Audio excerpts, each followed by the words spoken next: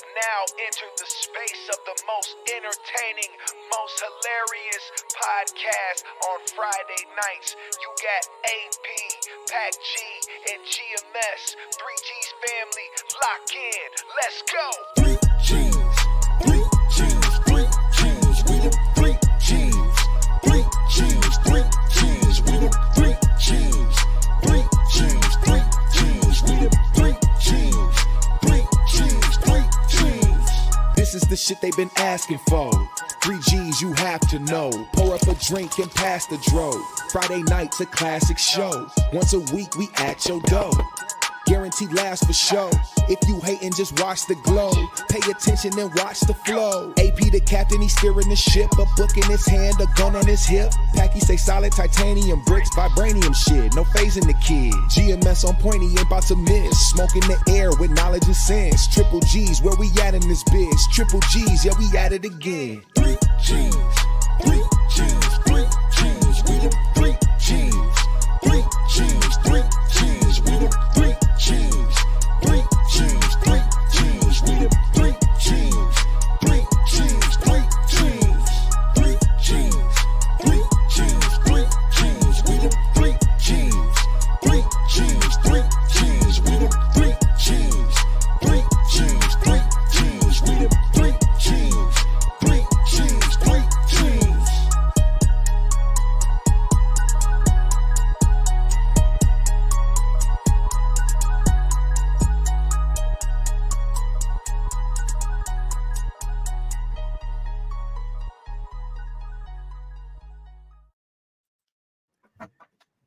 Yo, Dude, what it do? What's the word?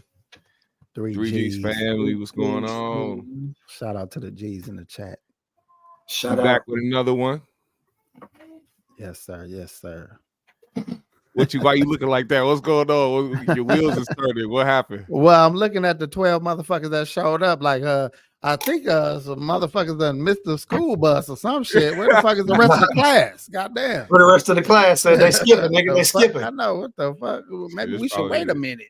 Yeah, we'll get some banter going, shout some people out while they get in here and show their faces and show their names up in the chat, man. Shout out to 3G's family. If you're watching, make sure you hit the like button on the way in and share this live, man. Let people know to pull up to the 3G's right now. Shout out to Hank M, Will Stumbling, Fish Scale 2008, Aries Baby G, Hot One, R Trez. What's going on, everybody? These niggas acting like I stepped my production up. I turned the light on. I turned the light I see on. that shit, bro. That's all I did. Hey, I see that shit. I turned the lava lamp on, motherfucker. Like, I got a Family Dollar ass lamp on the motherfucking thing. You went to Five Below, G, and got it together on what? Exactly, nigga. I got it set up on the crate, nigga. This shit ain't. God damn. I'm really about to try to get a neon sign or some shit, man. I done had the GMS banner for a minute. It's time to retire that shit. Get a nice ass neon sign in the back or something. Yeah, see, and when I said we was coming back, all I did was wrote new on my motherfucking board behind me. That's the best upgrade I could do. Write new, give me a $5 lamp. Nigga wrote go. new. That was it.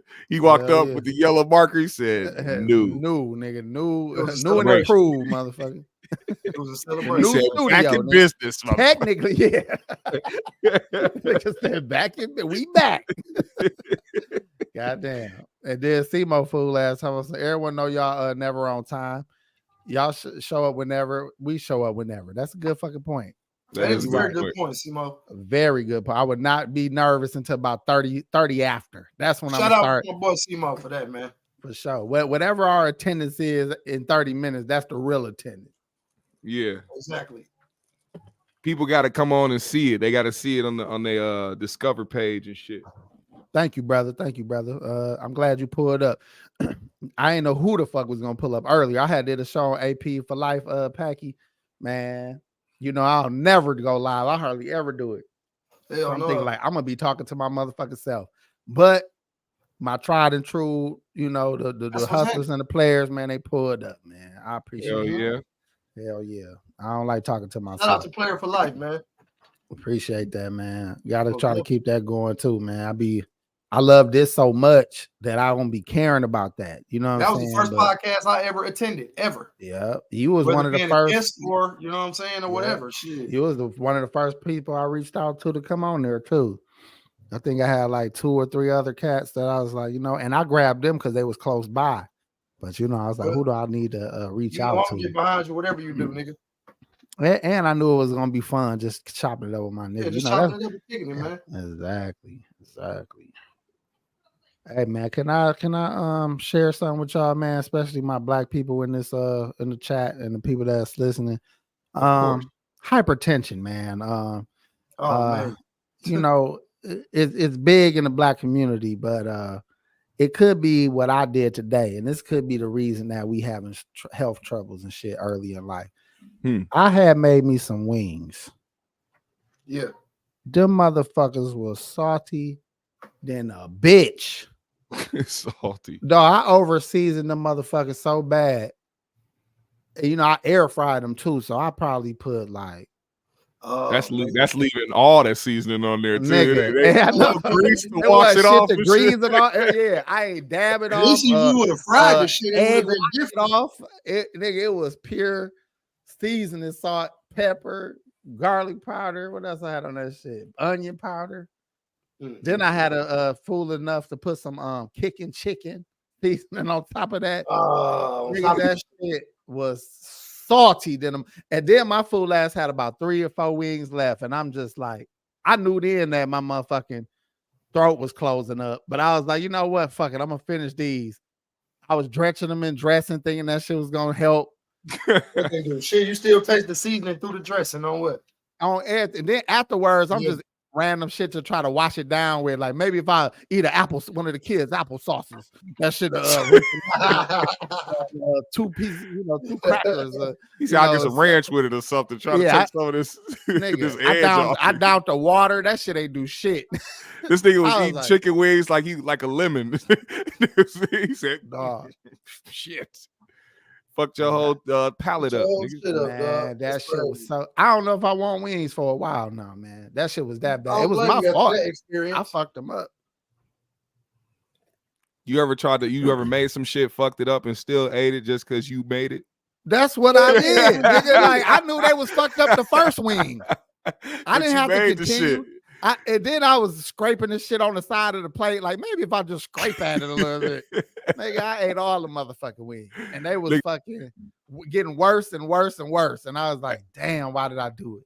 That's what I did the first time I made eggs. My dumb ass didn't know you had to put milk in eggs and shit when I first did it. I was young as hell, nigga. Them eggs came out all dark yellow and thin and shit, salty as fuck. And I'm just sitting there eating it like, yeah, I made these eggs, motherfucker. Damn near fell on the ground, had a heart health attack. on the line is worth. Yeah, we all done ate some bullshit and like fuck it, you know. And what if you cook it for a little kid though? What you mean by that? Like giving them some shit you know fucked up? You fucked it up. You give it to them. And then get mad. Like, you get the nerve to get mad. You get mad as fuck. Like, no, you gonna eat this shit. Like, eat that. You ain't getting nothing else. Hey, that's what the parents be saying. You ain't getting nothing else. My son be like, no, I ain't gonna eat that shit.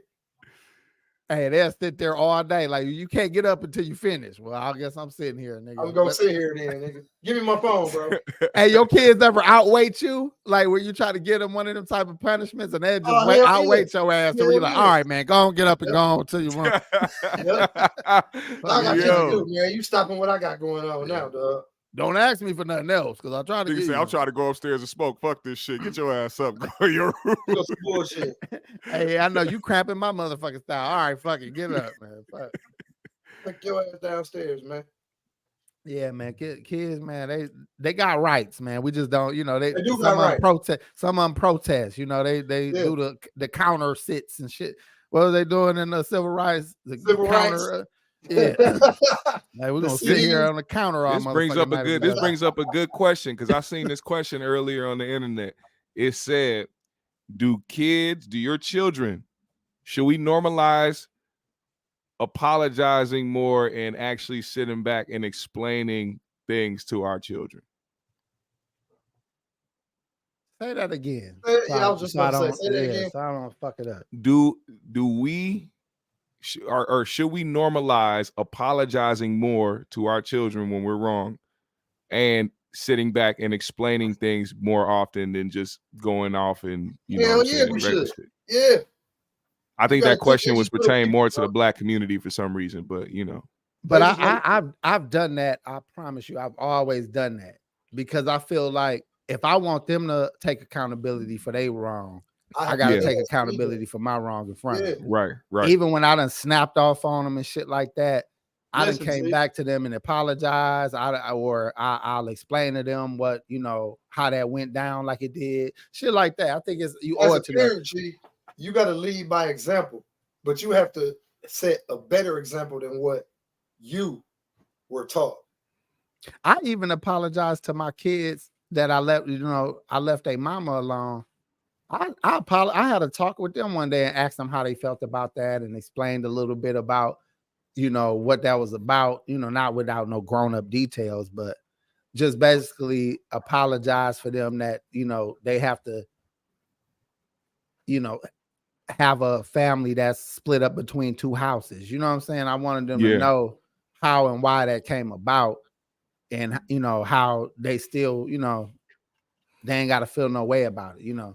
I mean, I always feel like no matter how much you explain it, they'll never really truly understand until they go through it or get older and start really experiencing the shit for themselves and seeing how relationships can change and how people can grow apart. Unless they don't like that, or unless they see their mama bullshit, like, nigga, I don't blame you, nigga. I'm ready to get up out this motherfucker, my damn. Come and get me, goddamn. Why you could have brought me with you, motherfucker.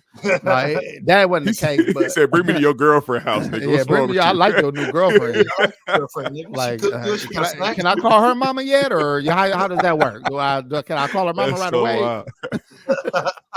No, I call her mama right away. I had a homie that was having his daughter call his new girlfriend mama number 2 or some shit like that. Oh shit. Mama Kitty or some shit like that. It was some stupid shit, but he was doing it. They was spiteful and shit. My kids still call my wife, which is their stepmom, by her first name. Her kids call me Pops or by my first name, and I ain't got no problem with it because they know who their parents are. They, her kids know who their daddy is. My kids know who their mama is. But we are the extra adults in their life that got their back. That's how I explain it to them. Like, I ain't your daddy. I ain't trying to be that motherfucker.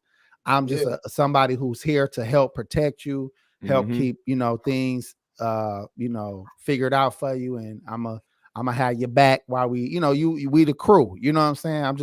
We're just another member in the crew. You know what I'm saying? So that's how I try to explain it and how I want it to be, because they need to know it's a difference. Because if you start being all that, I'm everybody daddy shit, which is fine, I get it, because that's how I act, but that ain't what I say, because it needs to be a clear understanding that I'm still overextending myself to try to meet the needs of somebody else fuck up or somebody else lack of responsibility, and I'm only one man. So if ever it looks imbalanced, or if ever they feel like I'm hugging my kids more, or they feel like it's a competition or some shit, they need to know this is not what you think, nigga. You ultimately want your kids to come to you first when it comes to like certain things that happen.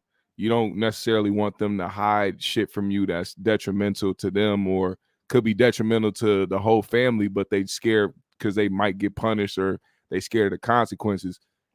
I mean, of course, you should be the person that gives discipline, but at the same time, you also want your children to trust you, to respect you, and to be able to come to you to talk to you about anything when things are going on. Life is only going to get harder from this point.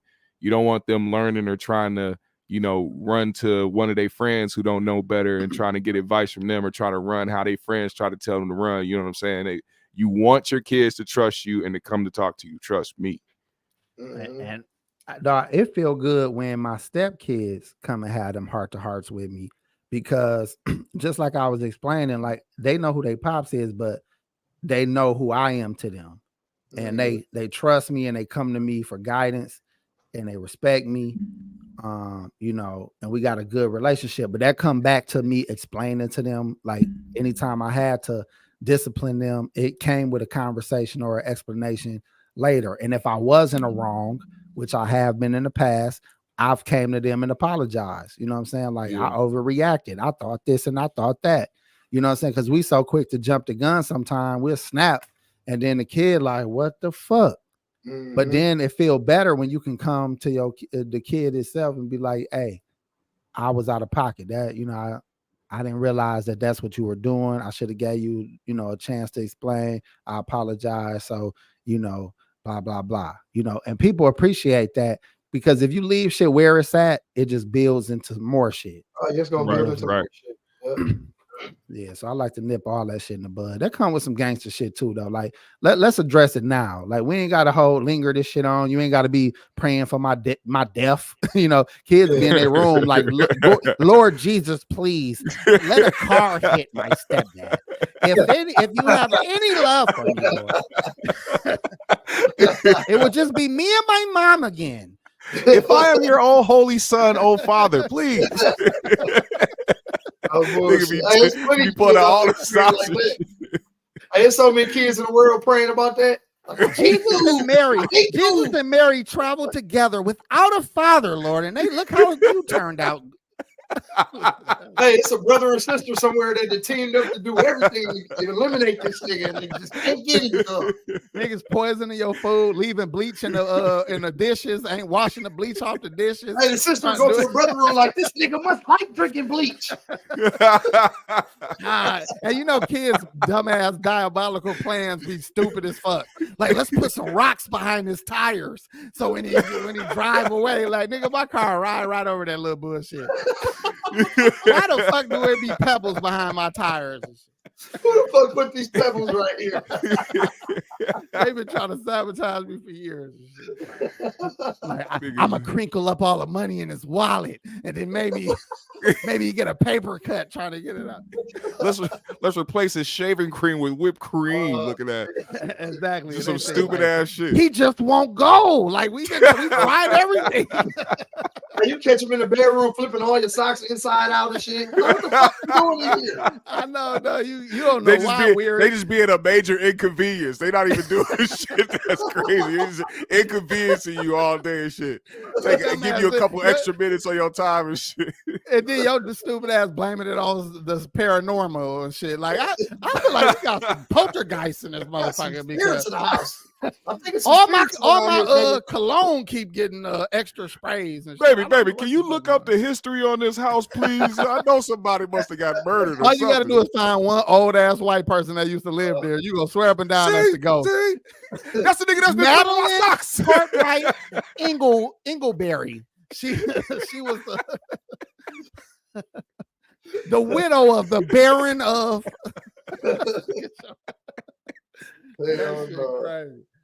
Oh shit, bro. Yeah, man. So you got to be a real motherfucker, man, and that means a real parent and all that. We can't slow down. Slow down on that wine, nigga. You acting like you had a motherfucking book read. Oh, nigga, it's 3G's. We getting turned up tonight, nigga. Shout out to God King Consciousness. Hey, bro said your stepson gonna replace all your Jordans with Patrick Ewings. Like that's the type of shit, dog. You know what I'm saying? I know I had J's in here.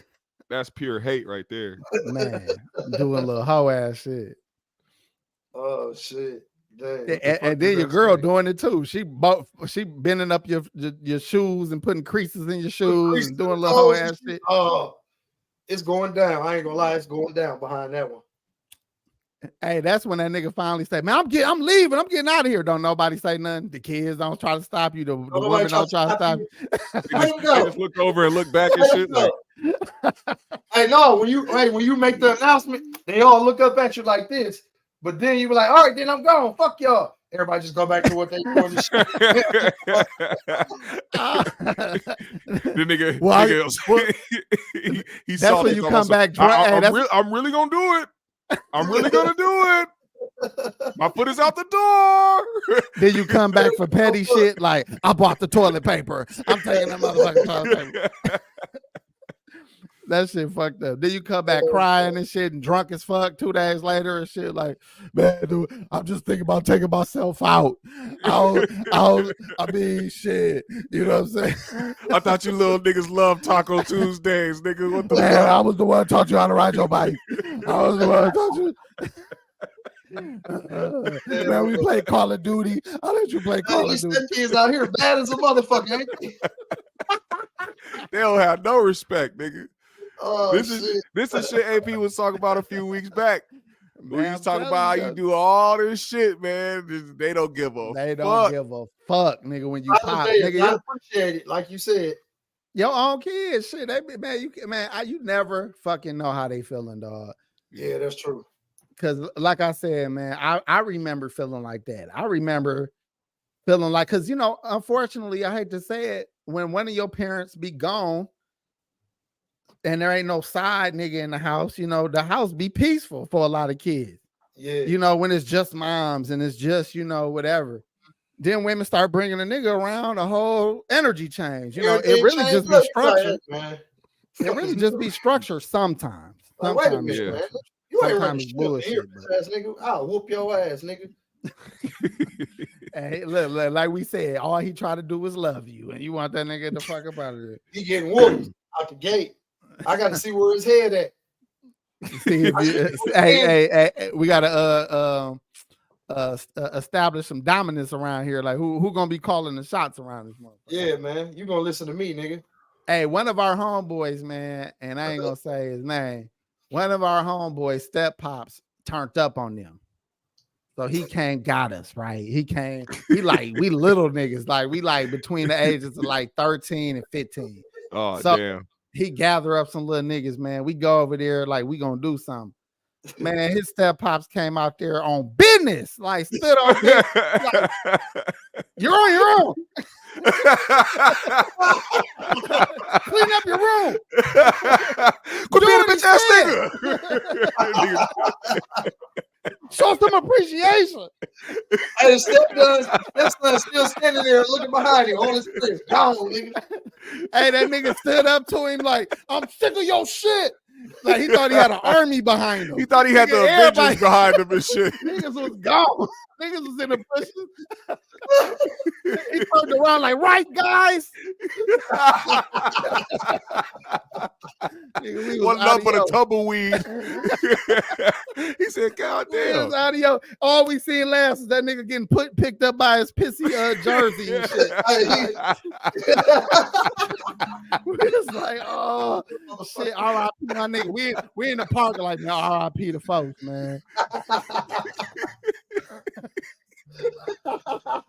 This song's dedicated to my homie. He said this nigga came outside standing on business. He didn't give a fuck about none of that He was shit. ready. He was gonna whoop his mama again. Bitch, come out here. You got these little niggas out here. I'm about to he like, oh shit. Oh, everybody been fucking up in this house. Oh shit. Step pops and that motherfucker standing on everything. The dog, on kids, business, nigga. baby mama, everything. Hey, I ran into the homie a couple days later. He like, man, what happened, man? I was like, man, you ain't tell us we needed a gun. Man, you need a heat dude, man. We ain't playing with you. Get that nigga the little bullshit 25. Like, here, man, you He on said, your nigga, own. you done led us into a trap. What the fuck you talking about? What happened? What the fuck's wrong with you? Hey, Oh, he was just whoop something. Hey, if this was a movie, we'll see folks getting carried off by the police 2 days later for shooting his stepdad in the chest. Right. That's how He said, I had to do something. Man, shit. Oh shit. He scared all us. I ain't gonna lie. That's how, that shit.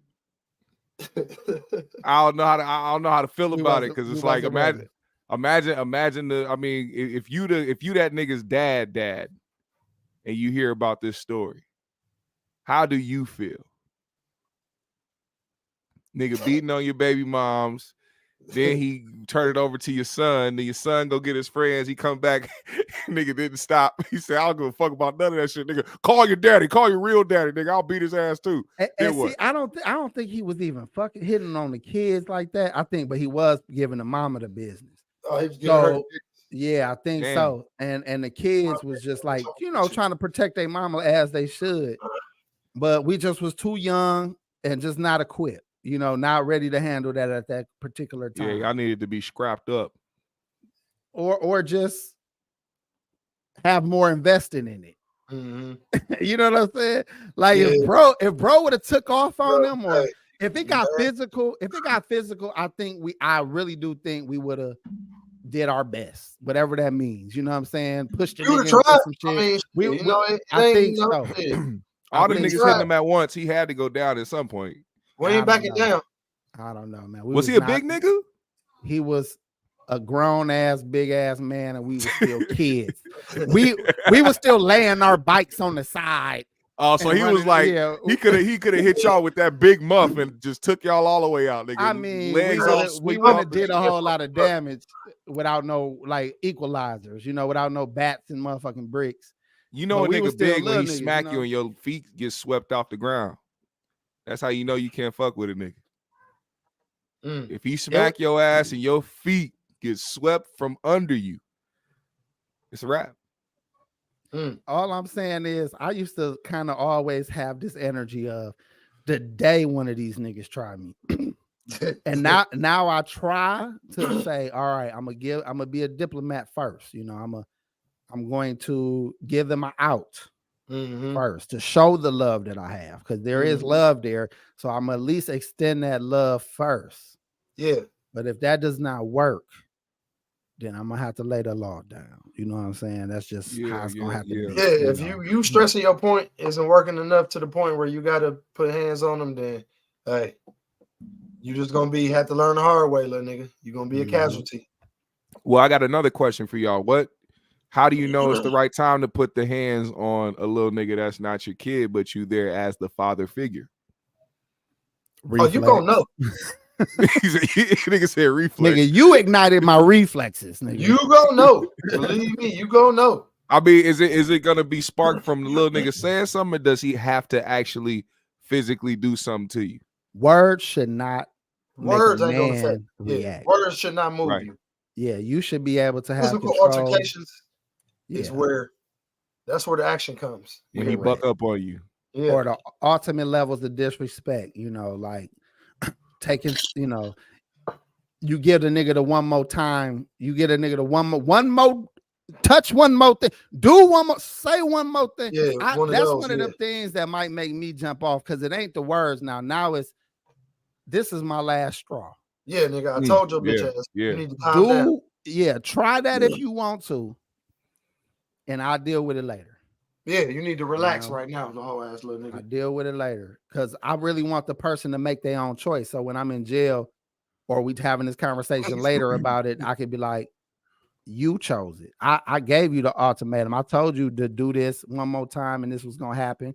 You didn't believe me. You should have believed me. What's ideal is the stepfather and the biological father actually having a conversation and coming to an understanding. Like, all right, it is. I pulled up on them niggas to have an understanding. I pulled up on dude and really his family first, because he was in prison at the time. So I pulled up on his brothers. They didn't hold up their end of the bargain for their brother. They folded like a motherfucker. Then when the actual father came out, I had that talk with him, and he didn't want that problem. He copped out. So good. and once we got understanding, though, I didn't press him. Like, I didn't continue to try to swing my nuts around this nigga. Yeah, to be a big dog. I just made it clear, like, nigga, you already know what it is. I'm willing to go wherever the fuck you want to go. But or you can pick your kids up. Y'all have a good time. I help facilitate that with my chick, so she don't get in y'all way. And then you bring them back and know that they protected and they in a safe environment. And we can just keep it like that. We ain't gotta have no back and forth. When you get them, we're gonna give you the proper respect. I'm gonna keep my woman in check. This ain't your baby mama no more, nigga. This is my bitch, and I'm gonna keep her in check and make sure that she's not standing in the way of you being a father. But you're gonna respect my boundaries in this house and all of that. So we had that little conversation, and he was, oh, please, yeah, for sure, man. Thank you, man. You know, you're doing a good job. And I like to appreciate. It was all respect. So I left it at that. He left it at that. You know what I mean? And I even tried to facilitate their relationship a lot, just to, so they can learn. Don't keep, even if a parent fucking up or not making the best decisions, that's still their parent, and they need to see that shit too. They learn from failures just like they learn from successes. You know what I'm saying? So I kept making sure that they had that open line. Now, if they lost it, that's their pop's fault. You know what I'm saying? Yeah. So now, it ain't really no issues, but still I got them, they coming to age, niggas get a little older, start feeling like they men too. So I'm having them conversations. It shouldn't be no issues, nigga. If you holding it down, it shouldn't be no issues at all unless a nigga is insecure about himself. That's really what that boils down to. And a lot of men are just the woman's other child. So it's hard for them to hold dominance in the household when the kids even see, like, nigga, you asking my mama for shoes, nigga. Right. Like the same shit we getting from my mama, you getting from my mama, nigga. What is you adding? So you can't be on that type of time trying to be big dog all the time. You know what I'm saying? Right. You gotta lower your motherfucking voice. You know what I'm saying? Shout out to some more. You gotta sit your motherfucking ass down somewhere, nigga. For real, man. Because God forbid, if I had to like be taken care of, you go through ups and downs. I'm gonna respect the fact that somebody's helping me, and I'm gonna be humble and quiet and helpful and pulling my weight whatever way I can until I get my shit back right. You get your shit back right. Yeah. You got any other questions, GMS? Sound like you had some personal shit you wanted to clear up with your coworker. and him and his coworker. His coworker had a good ass conversation. He like, I'm gonna bring that to the fellas and see what they got. That's funny as fuck. Like AP might be a fucking what you call it? You might be Miss Cleo Jr. nigga. I be reading shit. I be reading that is something. My coworker, not necessarily, I guess, these specific situations, but I got a coworker who is dealing with his stepdaughter, a lady he used to mess with. She has a teenage daughter. They're not together no more. She lives in another state. Excuse me. She sent her daughter to come live with him. He lives by himself, but she came to live with him, and now he's dealing with her issues and her problems. And the mom talking about she don't want her to come back. But at the same time, that's not your responsibility, nigga. That's not your seed, motherfucker. Your mama got to take care of that shit. You know what I'm saying? But I don't know, I don't know him like that, but I just know that, he's a good-hearted dude. So, he wants to look out for the kid, but it's like, it's a bad time to just bring a teenager into the house who don't got no type of sense of guidance or no shit like that. And don't listen to shit and addicted to the phone and shit. You know what I'm saying? Like, it's all bad.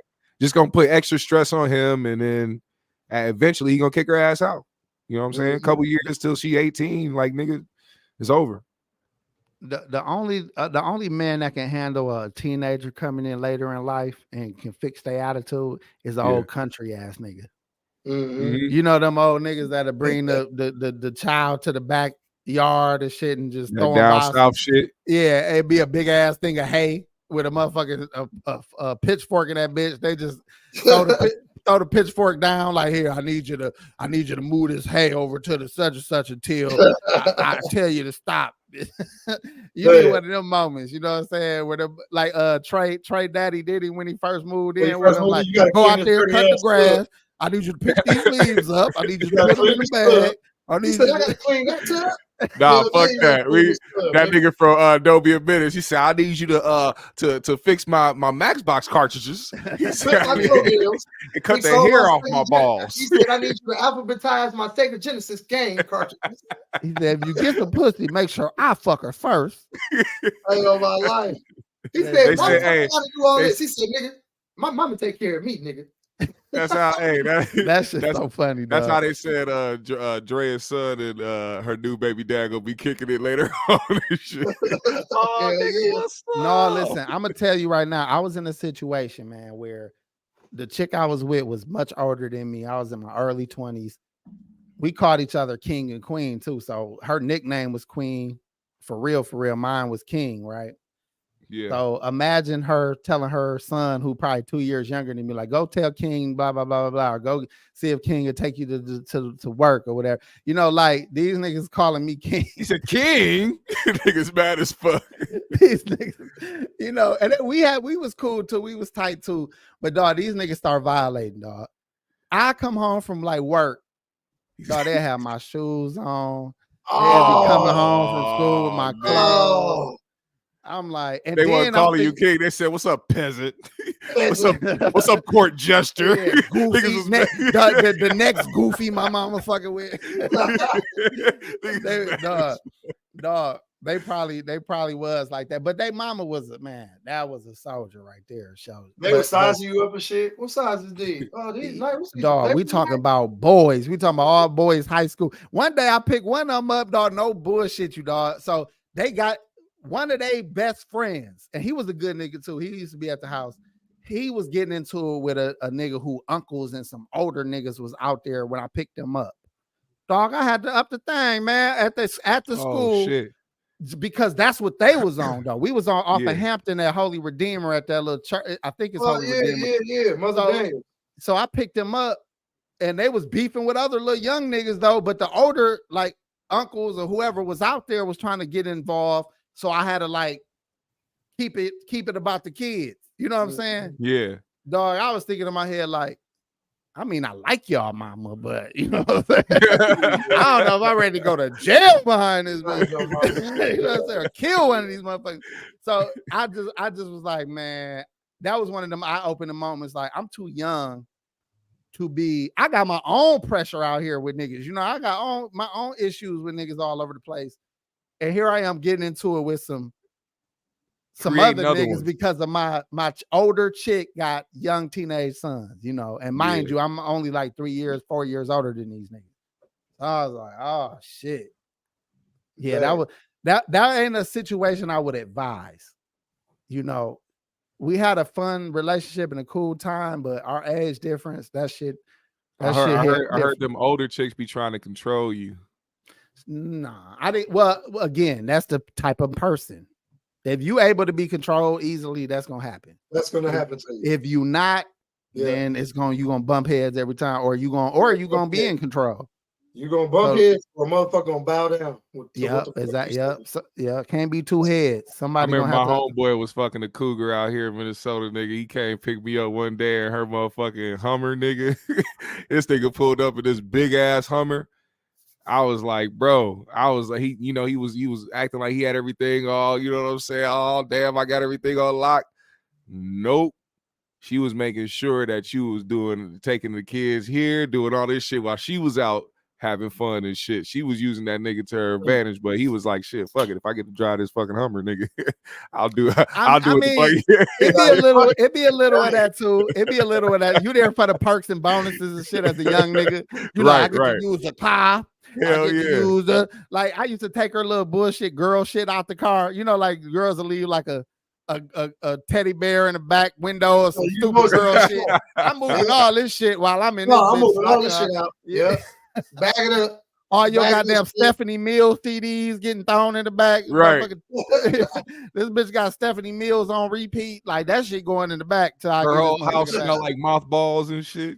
Dog. That's another thing, right? That kind of grew me up early too, because I dated older women, so their household would be like pristine, well decorated, you know, nice curtains, nice furniture, you know. He said, bitch, you got a china cabinet. Yeah, for real. Like real shit, like real artwork, you know, and sculptures and shit. So now as a young nigga, so that means when I first started getting my own cribs and little and apartments and things, I started off like decorating and making my house look like an actual grown-up's house. I never went to the house like how young niggas get out there with the futon and the posters, you know.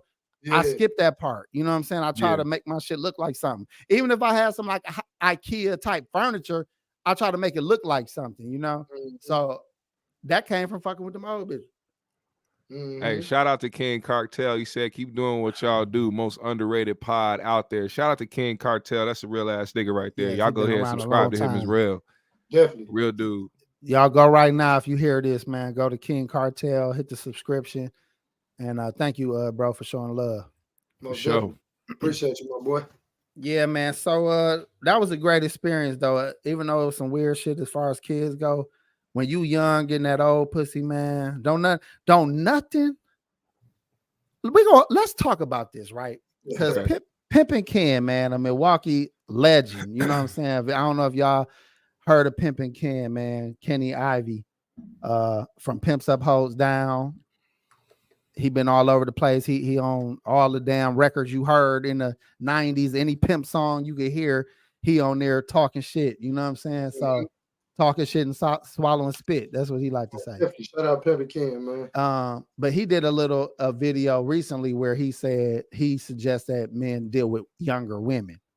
Do you happen to have that clip, GMS? I happen to have that clip, sir. Hold on one second. I don't know if it's fucking up the order, but I think we should play it now because it's fitting with this conversation. Mm-hmm. And we'll talk about this. Because I actually always say a man should date 5 years younger or 10 years older. That should be his range. But we're going to listen to what Pimpin' Ken say about it, then we're going to talk about it. Man should always have a woman at least 7 years, younger than him or younger. You know what I'm saying? Because, that's where you get your true masculinity from. Because she's going to look up to you. But for a woman your age, she's going to challenge you. Y'all going to be having arguments about bullshit. When I deal with women, I like to deal with younger women because I could tell them about, Martin Luther King. I could tell them about, Egypt. I could tell them about different things. And they're more curious. They're more attentive. You know what I'm saying? But if you're talking to an older woman, they so preoccupied. They don't really want to talk because they feel like they already learned that shit. You know what I'm saying? And that is not cool for a man. A man have to be a ruler. A man have to be a boss. If she ain't got nothing in her, I'm going to put something in her. So by the time she get through fuck with me, you know what I'm saying? I ain't going to raise her skirt. I'm going to raise her intelligence. You know what I'm saying? But if she know everything, we're going to be clashing. You see what I'm saying? So I prefer them young, fine, and qualified because sometimes people, they think they know something. You try to teach them. See, I'm going to tell you an old trick that my daddy said. He said, son, you can't teach an old dog new tricks, but you can teach a new dog old tricks. You know what I'm saying? That's a fact. Yeah, that's a fact. I heard that saying a long time ago. And a lot of what he said is 100. My only issue is I don't agree that a man needs to fuck with a younger bitch to have those feelings or have that dominance or have that level of respect. And that's where we disagree. Because I feel like I don't give a fuck how old the bitch is. If you're an intelligent man, she's gonna know that. She's gonna respect that about you. If you are a no nonsense nigga, she gonna respect that and know that about you. It don't matter if she older than you, younger than you, or what. And a lot of older niggas really be thinking like what he's saying, and y'all be getting played. Y'all have no idea how smart these young bitches is when they're dealing with old niggas. They be having y'all niggas wrapped around their finger, and you think you the one with all the game. Because she acting stupid around you and she acting like she useless around you and hopeless around you. That's so you can keep giving her shit. That's why she keep acting like, I don't know how to do it. I don't need it. Well, how do I pay? I don't know how to do that. So your goofy ass is like, let me show you. I'm gonna take you to the cell phone place. I'm gonna get your cell phone shit hooked up for you. You goofy ass nigga. I'm gonna tell you right now, a bitch of any age is gonna respect a nigga with some real game, respect a nigga with some intelligence. And as far as what he was saying about, you telling a woman and she done heard it all and she done, you can't tell her shit. Go learn some new shit to tell a bitch. Right. How about that part? I was about to say, I mean, if a motherfucker was sitting in front of me talking about Martin Luther King, like we ain't learned this our whole time, of course they're gonna be like, nigga, I know this shit already. Teach me something different, and that's where a lot of even so-called pimps, it's some P's out here that got real wisdom, and Pimpin' Ken is one of them. Like you're not gonna listen to hours of Pimpin' Ken and not walk away with a lot of gems. But there's also a lot of limitations in some of these niggas because you got to remember a lot of them is OG street niggas with criminal records. They highest level education was the 8th grade, and no disrespect to them because you can still become a very wise man. But it's hard for these type of men to talk to a bitch who has a master's degree. So they can easily turn out and influence women who are a little more naive or just a little less, intelligent. But a man who constantly educates herself, constantly, has something new to bring to the table, a woman will never get tired of your ass. So it don't matter the age. So that was kind of my real issue with it. Like, I'd be goddamn if my 40-year-old ass want to fuck with a bitch 30. You know what I'm saying? 25. Now, even when you fuck with a mature one, I still know that I'm not looking like the hero that he trying to paint, how he trying to make it look like. Young people do not look like any old motherfucker like they the shit. I'm telling you right now.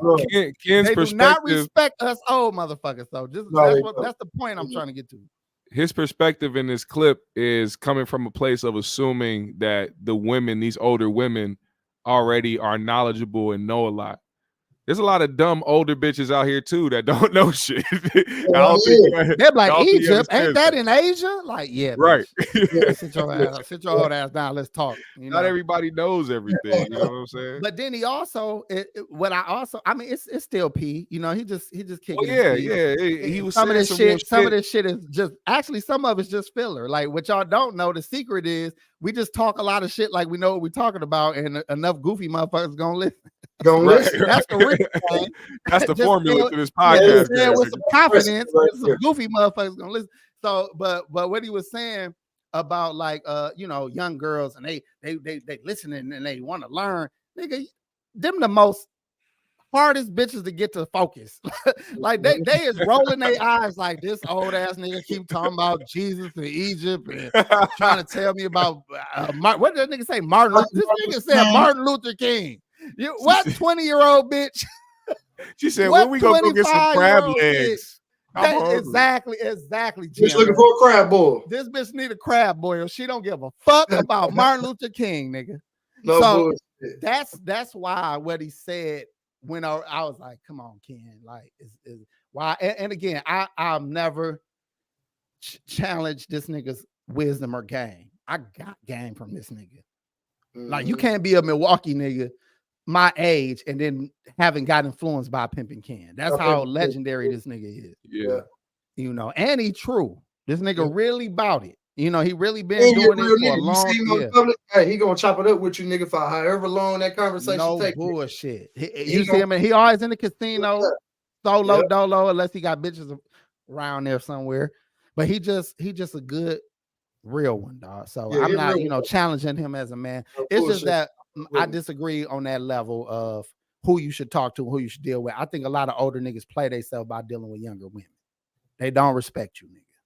Yeah. Especially this new age chick. You just a ticket, old nigga. For real. For real. So you better off fucking with a bitch your age that love your stupid ass, or an older bitch who is actually proud to be with your young ass. So if you're a 40-year-old man and your bitch 50, she proud to have her a 40-year-old. And guess what? After you turn 45 and the bitch turn 55, she not gonna be happy with your old 45-year-old. This the old bitch now. The old bitch like, I need to go get me a 30-something. You know what I'm saying? Like, I'm telling you, once you get past 45 as a man, you start playing out to all bitches. I don't give a fuck what they age is. Now, some of y'all can still hold it together. Don't get me wrong, but I'm telling you, you ain't the cream of the crop no more after 45. No bitch. Tell me I'm lying. Hell no, you ain't lying. Let's fade away, my nigga. At some point in time, you lose it. Old niggas fade away, man. Yeah, man. It go back to the kid shit, dog. At the end of the day, man, we leave this world with not too many people respecting us. Not too many people respecting what we done while we was here. The relationships we built. A lot of women, even in our relationships and breakups, if y'all notice, when we leave a woman or a breakup happen, the woman is thinking about the 3 bad things you did and negating the 100 to 500 good things you did. She act like that shit never fucking happened. Yeah. She only remembered the bullshit. So you don't even get credit for your good thing, your good deeds. With your children too. A lot of times you get older, you like, do these motherfuckers know how much I did? How many hours, how much bread I put down, how much time I took away from things that I wanted to do? And they don't. You just a hoe ass cheating ass nigga, or you just you did my mama dirty ass nigga, or you left my mama ass nigga, or you know what I'm saying? You beat my ass when I try to challenge you ass nigga. Like you get reduced to the few fuck ups. Yeah. Well, Which I feel like is obviously, I mean, you feel like it's unfair, but that's how people internalize shit. We were just talking about that the other day about how, you know, we were listening to the audio of the interview that Tasha K had with Corey's baby mom, and you know, people were trying to jump on my head for trying to think objectively in a situation where you got to understand two people don't fuck with each other. The stories that they tell about each other are going to inevitably be making the other person look bad. You know what I'm saying? It'll never be a time where they will sit back and say what they've done wrong in the situation. It's always about what somebody else done to them. And like I always said, if you sit back and all you hear, if somebody's telling you a story about X, Y, and Z, if it's always something that's being done to them, somebody's always treating them wrong, somebody's always doing them bad, they always getting something happening to them, but you never hear about things that they do. I don't know what you want to call that, but people be fishing out here. They want sympathy. They want people to give them the I'm sorry. I want to help you. I want to do something for you to make you feel better type motherfuckers. Like, I don't know what type of mentality that is, but shit is weak to me. And that's what I'm saying. Like, I don't even relate to it. So I just see what old men go through, man. You know, and then I work in the hospital, man. I see niggas in their deathbed, you know, and they last days and years and months. I be like, where the fuck his family at? Where the fuck is his family at? You know, and you would say, well, he must have been an ain't shit nigga on this motherfucker. Maybe not. Maybe just a few mistakes. Just a couple mistakes might got people not wanting to come here. Hell yeah. Just a couple, not a lot, just a couple mistakes. You know. Shout out to God King Conscience. He said the best game you get in life comes from pimps and prostitutes. A pimp told me the key to successful pimping is keeping God first. Now, yeah, I hear a lot of good shit coming from the streets, you know, OGs in the streets, you know, always typically got some good wisdom for you. So let's shift gears just a little bit. What would y'all pimp name be while we on pimps? Pac G, what would your pimp name be?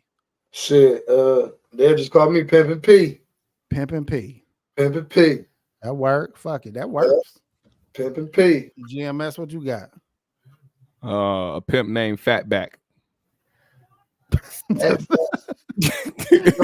can't fat no more, nigga. You done lost weight.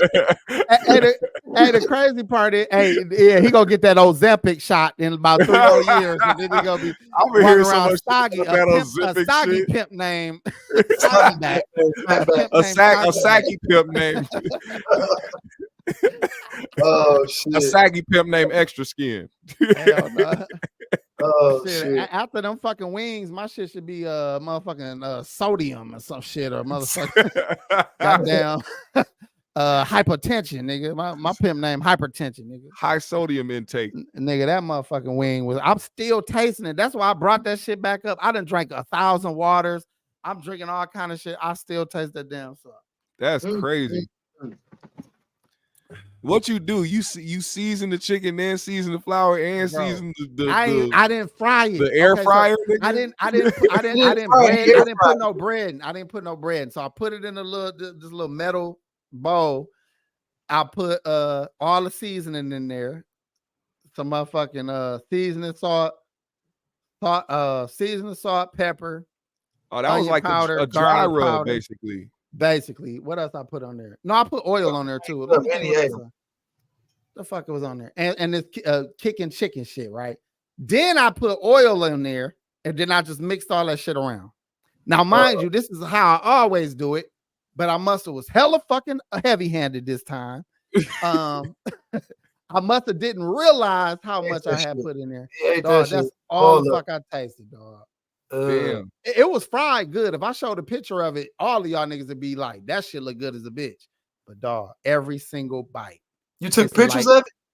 No, but I have made wings where I have taken pictures of wings where you would be like, okay, I made them the same way. You know what I'm saying? They just was overly seasoned.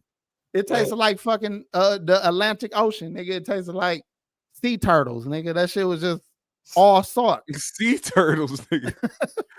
Hell no. You're laying pink sea salt and shit. This nigga. my pimp name would be AP, nigga. I'm gonna tell you right now, nigga. That's simple I enough. want motherfuckers to know my name, nigga. AP. Hey, what? Hey, Hell yeah, I speaking don't of gotta pimp change it. names, what pimp name you think Drea should get? Traya, pimp name. Bitches can't be pimps, but just out of respect of the conversation, I would give her the pimp name of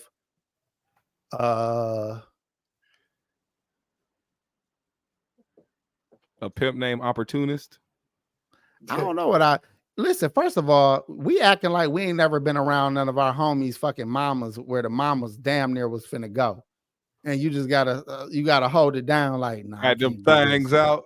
I can't. I'm just saying, like, dog, it's some women get around their teenage or older sons, friends, and get real goddamn active. You know what I'm saying? And the older friends, you know, got to be like, damn, I can't crack folks' moms. You know what I'm saying? Can I give a hot take? Can I give a hot take real quick? Go ahead. I'm not saying I necessarily believe this, but okay. I feel like the majority of the women and men who have a problem with this are mad. Well, not men. I'm gonna say more majority women, because Dre is 39 and she doesn't look 39. Mm-mm. Yeah, she can compete with the average 20-something year old. Exactly. And I mean, let's be honest. Yes, if the roles were reversed, some of these women will be out here talking about, oh, that man's a predator, why he's going for the 22-year-olds. You should be. But I mean, 39 and 22, even though she has a son the same age as this nigga, oh well, nigga, we done seen this weird shit happen all our lives, nigga. Well, just go with it, nigga. They both grown. Let this nigga fuck up. How many times are we gonna sit here and try to take up and defend these dumb niggas who keep seeing this shit every goddamn year, nigga? He was probably one of them niggas behind closed doors talking about PJ Washington and fucking Brittany Renner. And now look at him. Now he got this motherfucker pregnant and about to spend 75% of his contract on the shit that this little baby don't actually need. You know what I'm saying? So, but hold on, though. Hold on. Let's go here too, right? A lot of these young men have older women fetishes anyway, because that was my whole get down. So I would have chose an older bitch anyway. Then when you choose an older bitch that can damn near show up on any young bitch and shit on the young bitch, now you got a bad bitch walking with you and going out with you and all that. Now, mind you, she probably one of the worst chicks to fuck with, but these young niggas is game goofy. They do not be knowing shit about shit when it comes to hoes. But I can understand young men just trying to stick their dick in something and getting bitches pregnant. Like, I don't think these niggas is actively saying, I'm going to impregnate this bitch. This nigga's 22. True, but Drea ain't broke. Ain't her name Drea? She ain't broke. So, I mean, you got to realize when the bitch you fucking got a G-Wagon and a nice crib and stay up financially, and she's sexy, and she a freak, and she like you, and you go over her house and she chill, she more laid back than little young, dumb bitches that's in your age group. You fall for that energy quick. The number one key thing, too, she's popular. Yeah. She is IG popular. Yeah. The same with them other chicks. The chick that PJ with, the chick that Zion Williams was with. All these guys are 20. They're in their 20s. These niggas was born after 2000. They are up on the internet. They scroll through Instagram. All these niggas do is scroll through Instagram looking at bad bitches. They want to fuck these bad bitches. And when these motherfuckers bite the fucking bait, they go for it. Because they rich and they got resources and they can do this shit. You know what else, though? I had to just check myself real quick. I said a lot of these young dudes be game goofy. Of course, there's always gonna be some goofy ass dudes out here fucking up. But now that I think about it, and I think about how young niggas move right now, even in their music, even in their lifestyle, they reckless. You know, they make bad decisions because that's what this is. But they players though, like he probably don't give a fuck about this bitch. You know what I'm saying? Yeah. So he probably looking at like whatever, man. Fuck this bitch. He got her pregnant though. Mm-hmm. You know what I'm saying? I don't think he ain't like mentally fooled by this situation. I don't think. You know what I mean? Just looking at the nigga, I would assume that he probably running through 1,000 bitches. You know? Yeah. and probably fucked her with multiple bitches. You know, he probably on some super duper player shit. So he fucked if around. I was an NBA player or an NFL player or anybody in major league sports, I'm definitely getting a vasectomy because you bitches is not going to have my seed to use against me. These niggas got to be smart. I'll be like, I'm telling you, the first nigga that will start this trend, it's got to be somebody. One of these young niggas go and get a vasectomy and start fucking like a jackrabbit, dog. And tell these niggas how because they gonna ask them eventually. They be like, man, how you fucking all these bitches, man? You ain't got them pregnant. Snip, snip, dog. Go and get it. Go do it, nigga. I'm telling you, it's the best thing that ever happened. Test it. Come on. Come on. Hey, if I could go back, I would have got the vasectomy ASAP. Like 18 years old, nigga. As soon as I could sign off on that shit. But I would have AIDS. Let's just keep it fucking real. Yeah, shit, I won't have kids, but I will have AIDS, motherfucker. Syphilis 2.0, nigga. Because that was the biggest. No bullshit. I wore condoms more in the mindset of I don't want no kids than I did I don't want AIDS. Damn. I think I only consider AIDS when I was dealing with a real hoe or dealing with a damn a doping dick suck or something. Them the only times AIDS was on my motherfucking mind. Every other nigga time. sit there like this. No, no, with a rubber though. Like you would fuck them type of bitches with a rubber. But you still was scared. Like you would be like, oh, I hope this rubber don't pop. Oh, I hope this, like paranoia fucking like whores and goddamn dopamine mouths, So that type of shit, and mind you, I'm talking a teenager. I ain't talking as a grown-up. But them the times that disease came to my mind the most. And as a older guy, it was always not getting a bitch pregnant. So that was like my real factor of putting condoms on the shit. Yeah. So without that scare, without that fear of getting a bitch pregnant, I would have been hitting a lot of shit raw. Like for sure. Nigga would have went for the gusto. Niggas be doing it that can get a bitch pregnant. Now I don't understand that shit. But I personally definitely would have been running through them raw. Yeah, what does go through a nigga's mind when he starts really just impregnating everything and just getting a whole bunch of kids out here, not stable, not doing what he's supposed to do, not trying to help, not trying to provide nothing. Oh, maybe they don't believe that being a father means more than just producing the baby. Maybe they think just having semen in a bitch makes you a father, and they don't know the responsibility that come behind it or don't care about that responsibility. Because I've heard niggas with 30 kids proudly speak of their 30 kids, knowing goddamn well they wanted none of their life.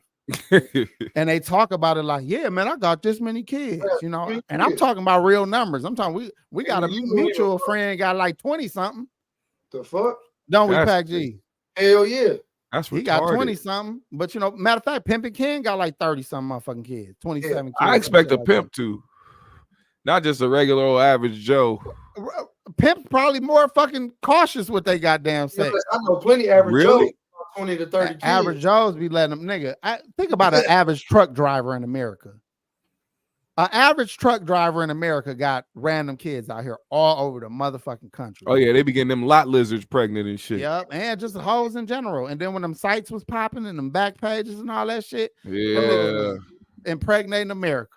Back page had them niggas hot out here. They see it all over the country. Why you think these little 5'4" looking bitches be having some 6'8" monster lurch looking motherfucking kids? That was a big ass truck driving daddy that they ain't never met. The nigga with gout that can't do shit but ride 16 wheelers, 18 wheelers and shit.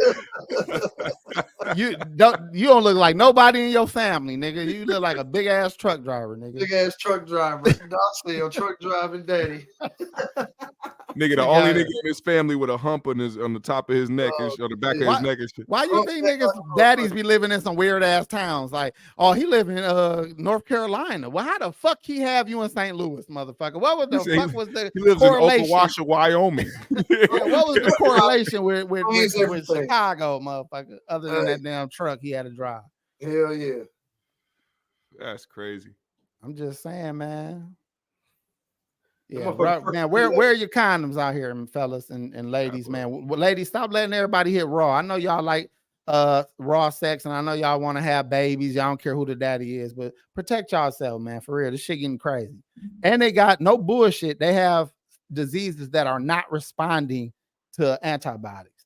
So think about that, bitch. You can get your For gonorrhea, chlamydia, and syphilis and things, and it won't even respond to the medication. Yep. Mm-mm. That shit immune to it now. So calm y'all fucking You ass hurt down. so much, bitch. You ain't getting rid of it. Yeah, I mean that. Then you got to fuck niggas with worse diseases to counteract your disease to balance the shit out. Dog said it's gonna reverse it like a boomerang. Like negative plus a negative equals a positive. Look at that. That's gonna be burn on top of burn, ain't it? Y'all just be glad diseases didn't show up physically on your face, like where you had like a green bump for this and a red bump for that. Hey, that should That be raw though. I ain't gonna lie. So It would be helpful unless we the ones with the motherfucking bumps. Then we'd be like, Hey, look, this is like- bullshit.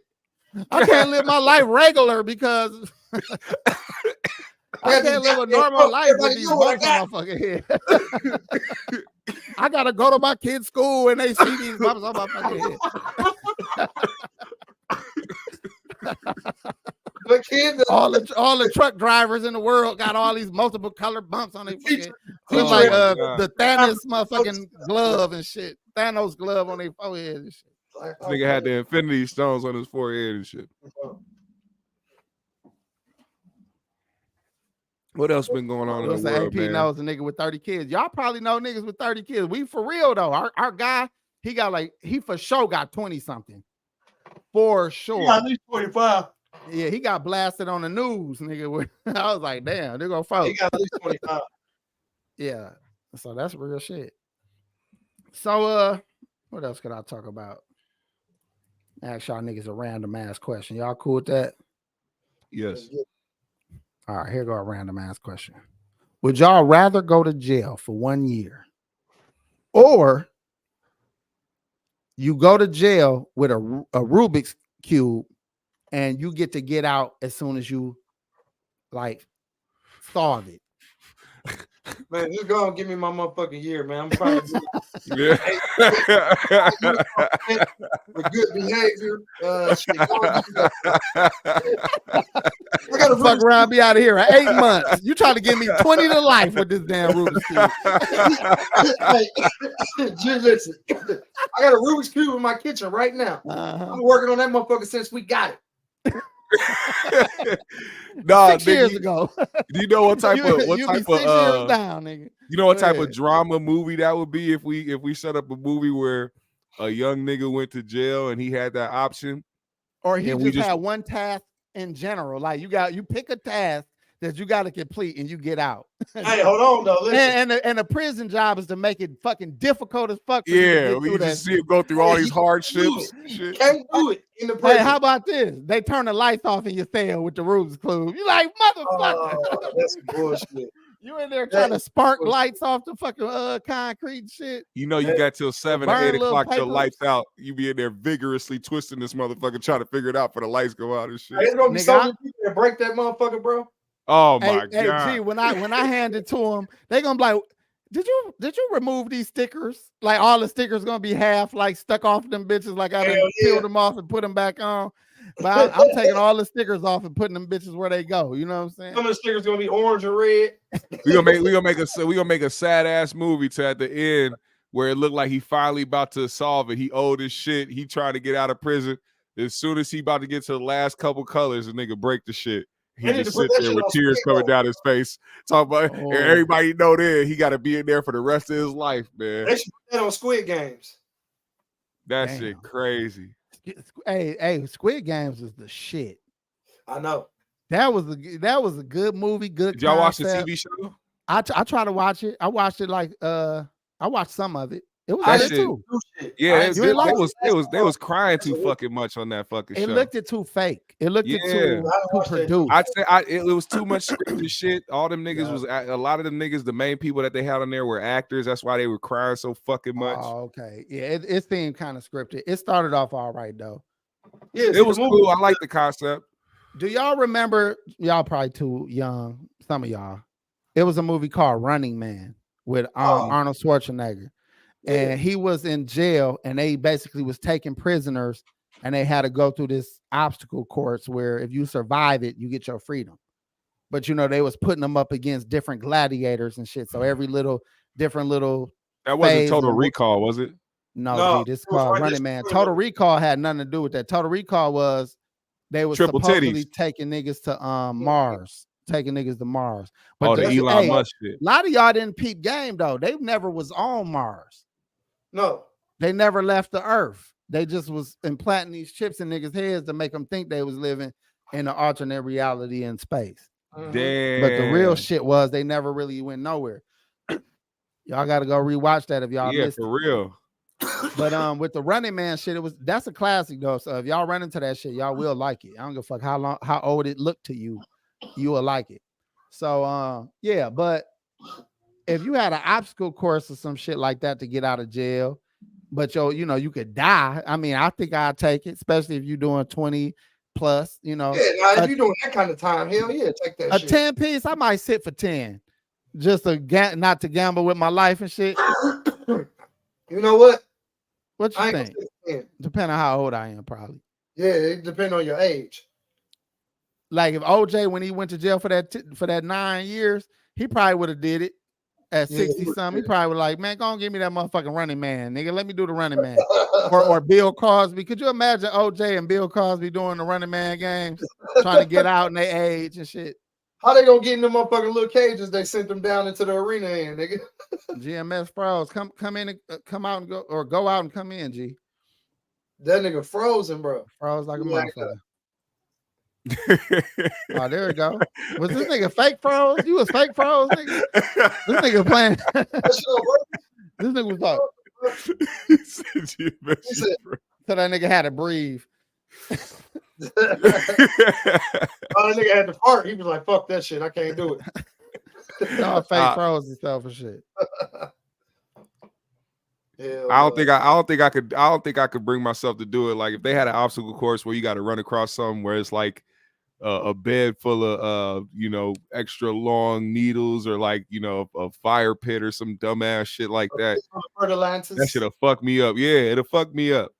It'll fuck me up mentally because then when you're doing this shit, your life is on the line. And no matter what, it's inevitable. You're gonna freak the fuck out at some point. Not even like to the point where you just like, oh my God, I can't do it. But like once you start doing it, your nerves is going, you're shaky, you're not balanced, you're not calm. You're going to die. Shit, at some prisons you go to, your life and your bottom is on the line. Damn, man. Damn. Think about that. Dude, I'm gonna be a ruthless killing motherfucking machine if I was in one of them jails that be raping niggas. No, I would have shanks made out of I'm talking about, nigga, I'll have some sharp ass, how niggas used to make them paper footballs and flick them bitches. I had one of them motherfuckers so goddamn sharp, nigga, I poke an eye out. Like all the ninja stars, AP. Remember when kids used to make the ninja stars? Dog, I'm telling you, I would be strapped at all motherfucking times, nigga, and I'm doing dirty shit to niggas, dog. I ain't gonna lie, I kept a banger when I was in the joint, nigga. I kept a banger, nigga. But do it be going down like that? It got to be them real max. Oh, it go down. Southern ass. No. Let's say you go to a joint and somebody beefing with you and they end up coming to that joint or somebody they know come to that joint. That's how shit pop off in a lot of the joints. They start feeling deep all of a sudden. They gonna nickname AP the anti-rapist. Every joint got nigga. I'm gonna get awards and shit for not getting raped. Some kind of gang, or if you neutral, you got to be a gang neutral, or you got to be a neutral. Like I don't fuck around, I don't fuck with nobody, I don't do shit. You feel what I'm saying? And don't think you can join the religious groups. Them niggas be raping niggas too. Them goddamn Christians and Muslims and shit in there. Niggas like TD Jakes in that motherfucker. Yeah, you better leave them niggas alone too. Nigga, nigga, I'm kamikaze. Nigga, I'm by my motherfucking self out here. Nigga. Did y'all hear that preacher that threw some shots at TD Jakes? Yeah, he a fool. He be always going in on motherfuckers, dog. What's dog that name? shit. What was his name? I forgot his Can't name, think bro. of his name. Man. People know who he is, though. What happened to the cussing pastor, man? What dude that? Yeah, he kind of fell off, man. He got checked by one of his homeboys on one video I saw. Them niggas was about to box. He was finna call the police on him. What? Yeah. Damn, I need to see that video. Yeah, and he was a little nigga too. He wasn't having that shit. He was tired of doing shit. What? And it was about some money. Oh, that shit was crazy. You go look for it if you can find it. If not, I'll try to find it and send it to you. God, I gotta see that. Yeah, that shit. Little dog wasn't having that shit. He wanted his bread. And I think he was doing a live at the time. Oh yeah, little dog wasn't fucking around. He like, look, oh nigga, I told you I was gonna come on this motherfucker as a courteous, you know what I'm saying, call, but you gotta pay me. Stop doing that shit, GMS. What'd you say? Frozen again. No, I was looking for this this Geno Jennings video, man. I don't think they got it. That's his name, Pastor Jennings. Yeah. Yeah. Pastor Jennings. This nigga said he was out there giving sloppy toppy. What? Yeah, he said that in front of his congregation. He said TD Jackson doing that? Yeah. Oh man. He was throwing hella shots at him, dog. He was like, I mean, I don't know what this man did. I just know what I saw. And I seen a nigga at Diddy party with some shorts on. I saw that nigga. He was saying shit like that. Like I saw the nigga with some champagne in his, in his hand and a boy on his lap. You know, he said wearing a silk outfit and he was just naming all types of shit. It's certain people in the world that you wouldn't even think would wear shorts, and TD Jakes is one of them. TD Jakes, you don't even want to know what that nigga legs built like. That's like the way that nigga been walking around the stage for all this time in them long ass robes, nigga. They ain't not one motherfucking man or a woman said, I wonder what this nigga's knees look like. Knees look like we don't want to know. Like, man. Well, we all know he got strong calf muscles. We ain't got to see those. Like we all know Shannon Sharpe knees got some Shannon Sharpe knees got some attitude, don't they?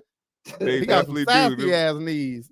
His knees got some motherfucking they got personality. That nigga he was standing like that one little slow nigga that be dressing like a bitch with the torso, with the twisted ass torso. Y'all know who I'm talking about, dog. It's some little nigga online. He got his whole body twisted like an S, and he be out here like a bad bitch. Y'all gotta know who I'm talking about. I know who you talking about. Hey, I don't want to fuck your name up, but he said, LOL, man, new sub here, but y'all podcast fire. Thank you, brother, for pulling Appreciate it, my boy. Yeah, I would fuck that damn name up. So what the fuck is that? I'm gonna try it. Quiz, aka Dash. Quiz. Okay, we'll go with that. Okay. Oh, damn. Now it's sticking out right in my fucking face. Now that you broke it down, I would have broke it down so wrong. I would have used the Q and the U together.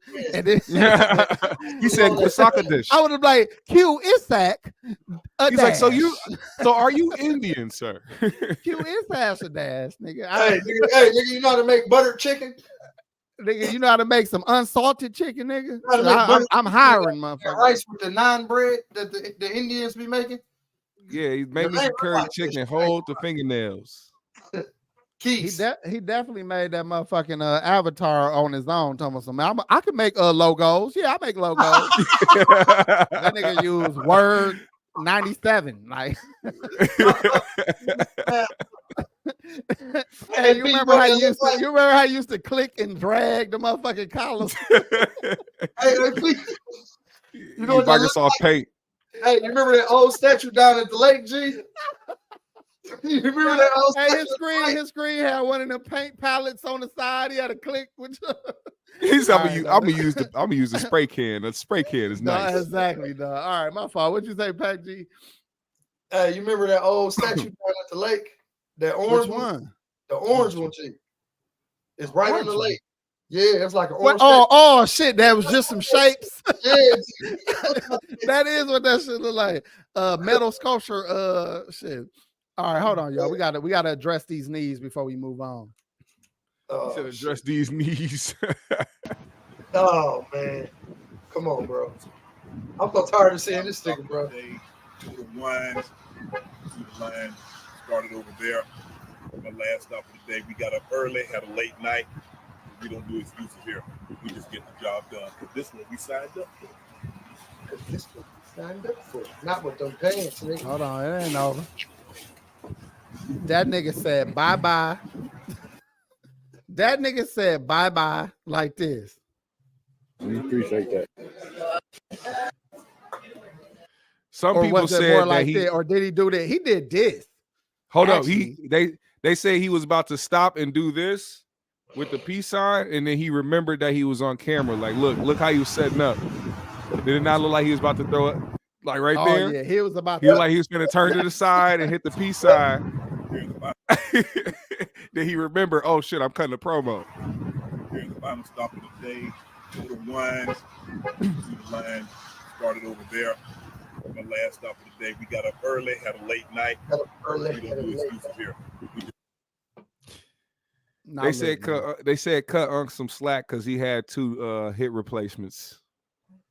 I don't want to hear that shit. I ain't trying to hear none of that shit. I don't want to hear that shit. Y'all can go look up Ronnie Coleman. How fucked up his legs is, and that nigga ain't walking like that. Hell no. So and where's Zen at when you need him? Zen got a whole damn video talking about some Y'all Shannon can go Sharpe look ain't at gay. Jimmy from South Park. What's Jimmy's last name? I forgot his last name. Oh, Timmy. Jimmy, one of them niggas, whoever it It is. was Timmy. Timmer.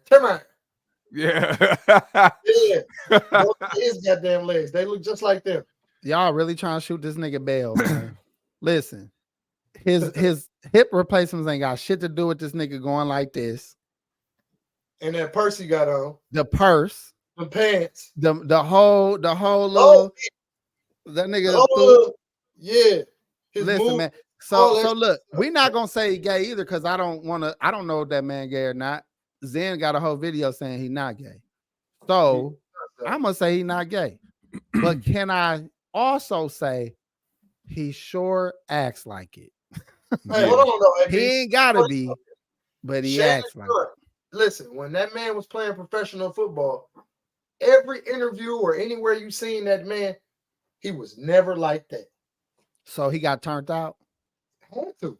Lost and turned out. Look, hey, how the fuck did we come with that at the same time, nigga? Because that's what the fuck.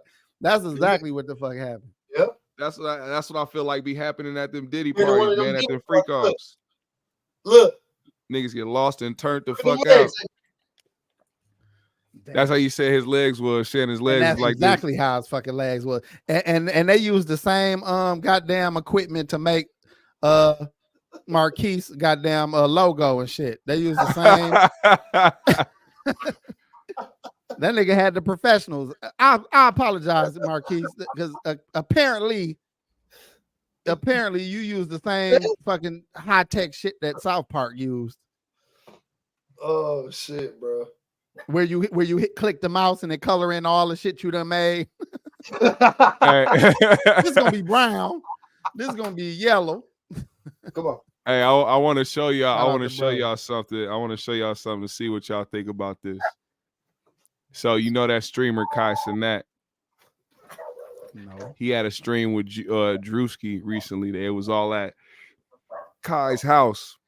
Kai had all his friends, and they all decided to, during their 24, I think it was like a 24-hour stream, they all blew up a bunch of air mattresses and put them in front of the camera to set up for their stream. So a lot of people was like, why are these niggas all gathered up having a sleepover?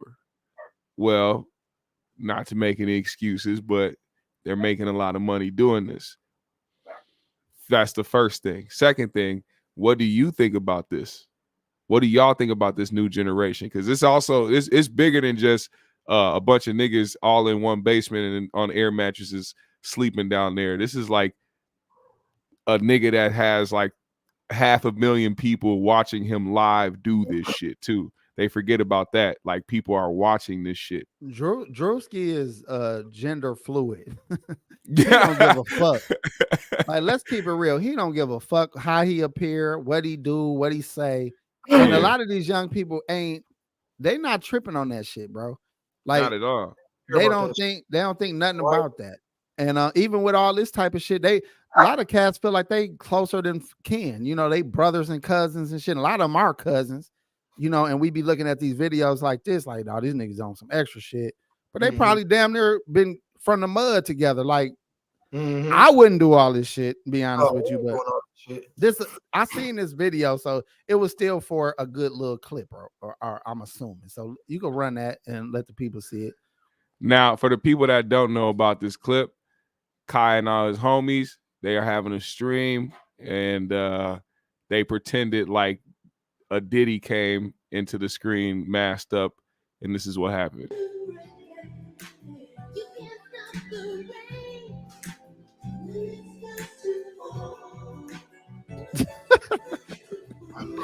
This shit's stupid already. Dog's supposed to be Diddy. He said, "You zesty ass nigga."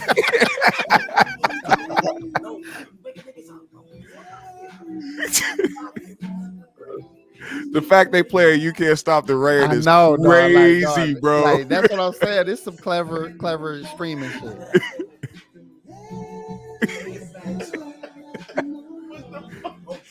Oh, hell no, bro.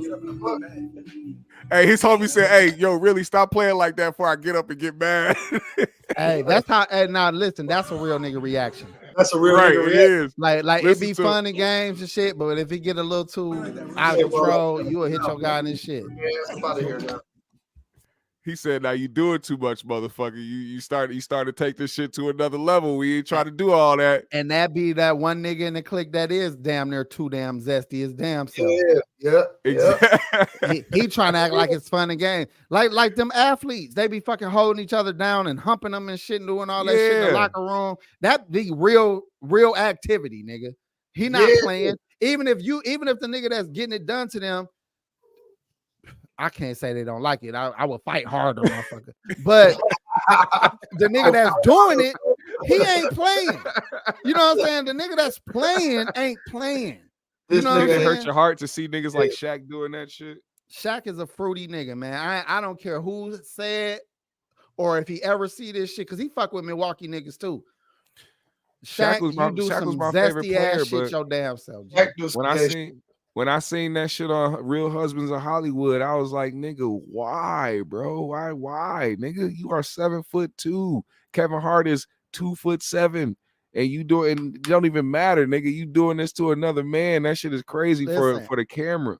I don't want to talk about this shit. No, we can't. Every time we try to talk about any celebrity or any pro athlete or anybody who really honestly at the top of their game, why does it always come with some type of zesty shit, dog? Is there anybody successful that we could talk about that don't got some weird shit with it? Yeah, bro, we in Milwaukee, G. Fuck. Don't come to me with no bullshit about that weak ass damn Avatar, nigga. I will slap your ass. You talking about the movie? I'm just fucking with you. I'm talking about his logo. Oh, he thought he killed him with that, nigga. What do that mean, nigga? Like, I don't know what is that. Yeah, like what is that? Like it's a compass. He got a compass next to a crown, next to nigga. Is that GDK, nigga? Oh. Let me stop playing. That's your formal introduction to the 3G's. Nigga. No, it's all love, bro. We appreciate your sub. We appreciate you coming in, bro. And the compliment. Man. Appreciate it, man. But we let you know everybody's a part of 3G's, even the chat room, so you can get it out here. Mm-hmm. Oh, okay. He said y'all he y'all neighbor. Oh, he in Madison. Okay, he right between us. Pause. GMS. Oh, say no more. That's y'all neighbor, man. Yeah. Look.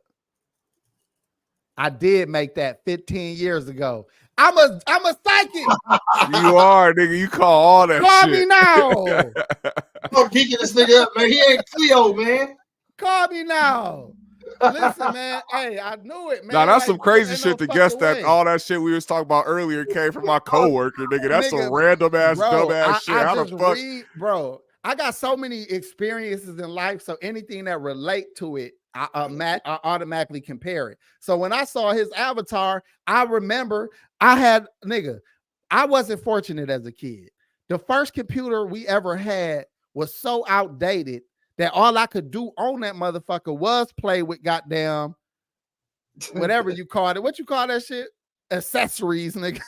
I used to go to accessories and do paint or whatever the fuck, or I could play Centipede. And I ain't talking about in the 80s, nigga. I'm talking about damn near the early 2000s when niggas was having real internet. All my household had was this old ass square ass computer that barely could play numbers munchers, motherfucker. Hey, like you had that old ass computer for a long ass time. Gee, that shit was turning colors, nigga. That shit was, you know how your white shoes get that yellow look. That motherfucker had the yellow look. I ain't had no real computer, dog, or internet till I was an adult. Real shit. Till I got my own shit and could put my own shit in there. I didn't have no computer at the crib, nigga. I had video games. That was it. But I mean, shit. I mean, you're right. Hey, I mean, a lot of us didn't. That's why when people see how some of us adults aren't that tech savvy, you wonder why. Nigga, we didn't grow up with it. We didn't go to school either. You know what I'm saying? Most niggas skip high school, so I ain't had nowhere to learn that shit. Our computer shit was PlayStation and Nintendo 64, goddamn it. Hey, me and my homie was just talking about earlier. Shout out my guy Fu. We was like, man, one of the worst things that your parents could have told you back in the day was to get off that video game. Because if you knew how much niggas was making today off video games and streaming video games, holy shit. It's crazy. I might get in on the Contra. If they got Contra motherfucking I could beat Contra without dying once in record time. You got a fan, huh? Yeah, well, shit, this the homie, man. Shout out to Tracy Unplugged. Yes, she done found her way over here to the bullshit. She asked an important question. She said, "Is this podcast for men only?" Of course not. We love women over here. It's National Women's Month as well, man. Shout out to the women. Yeah, for real.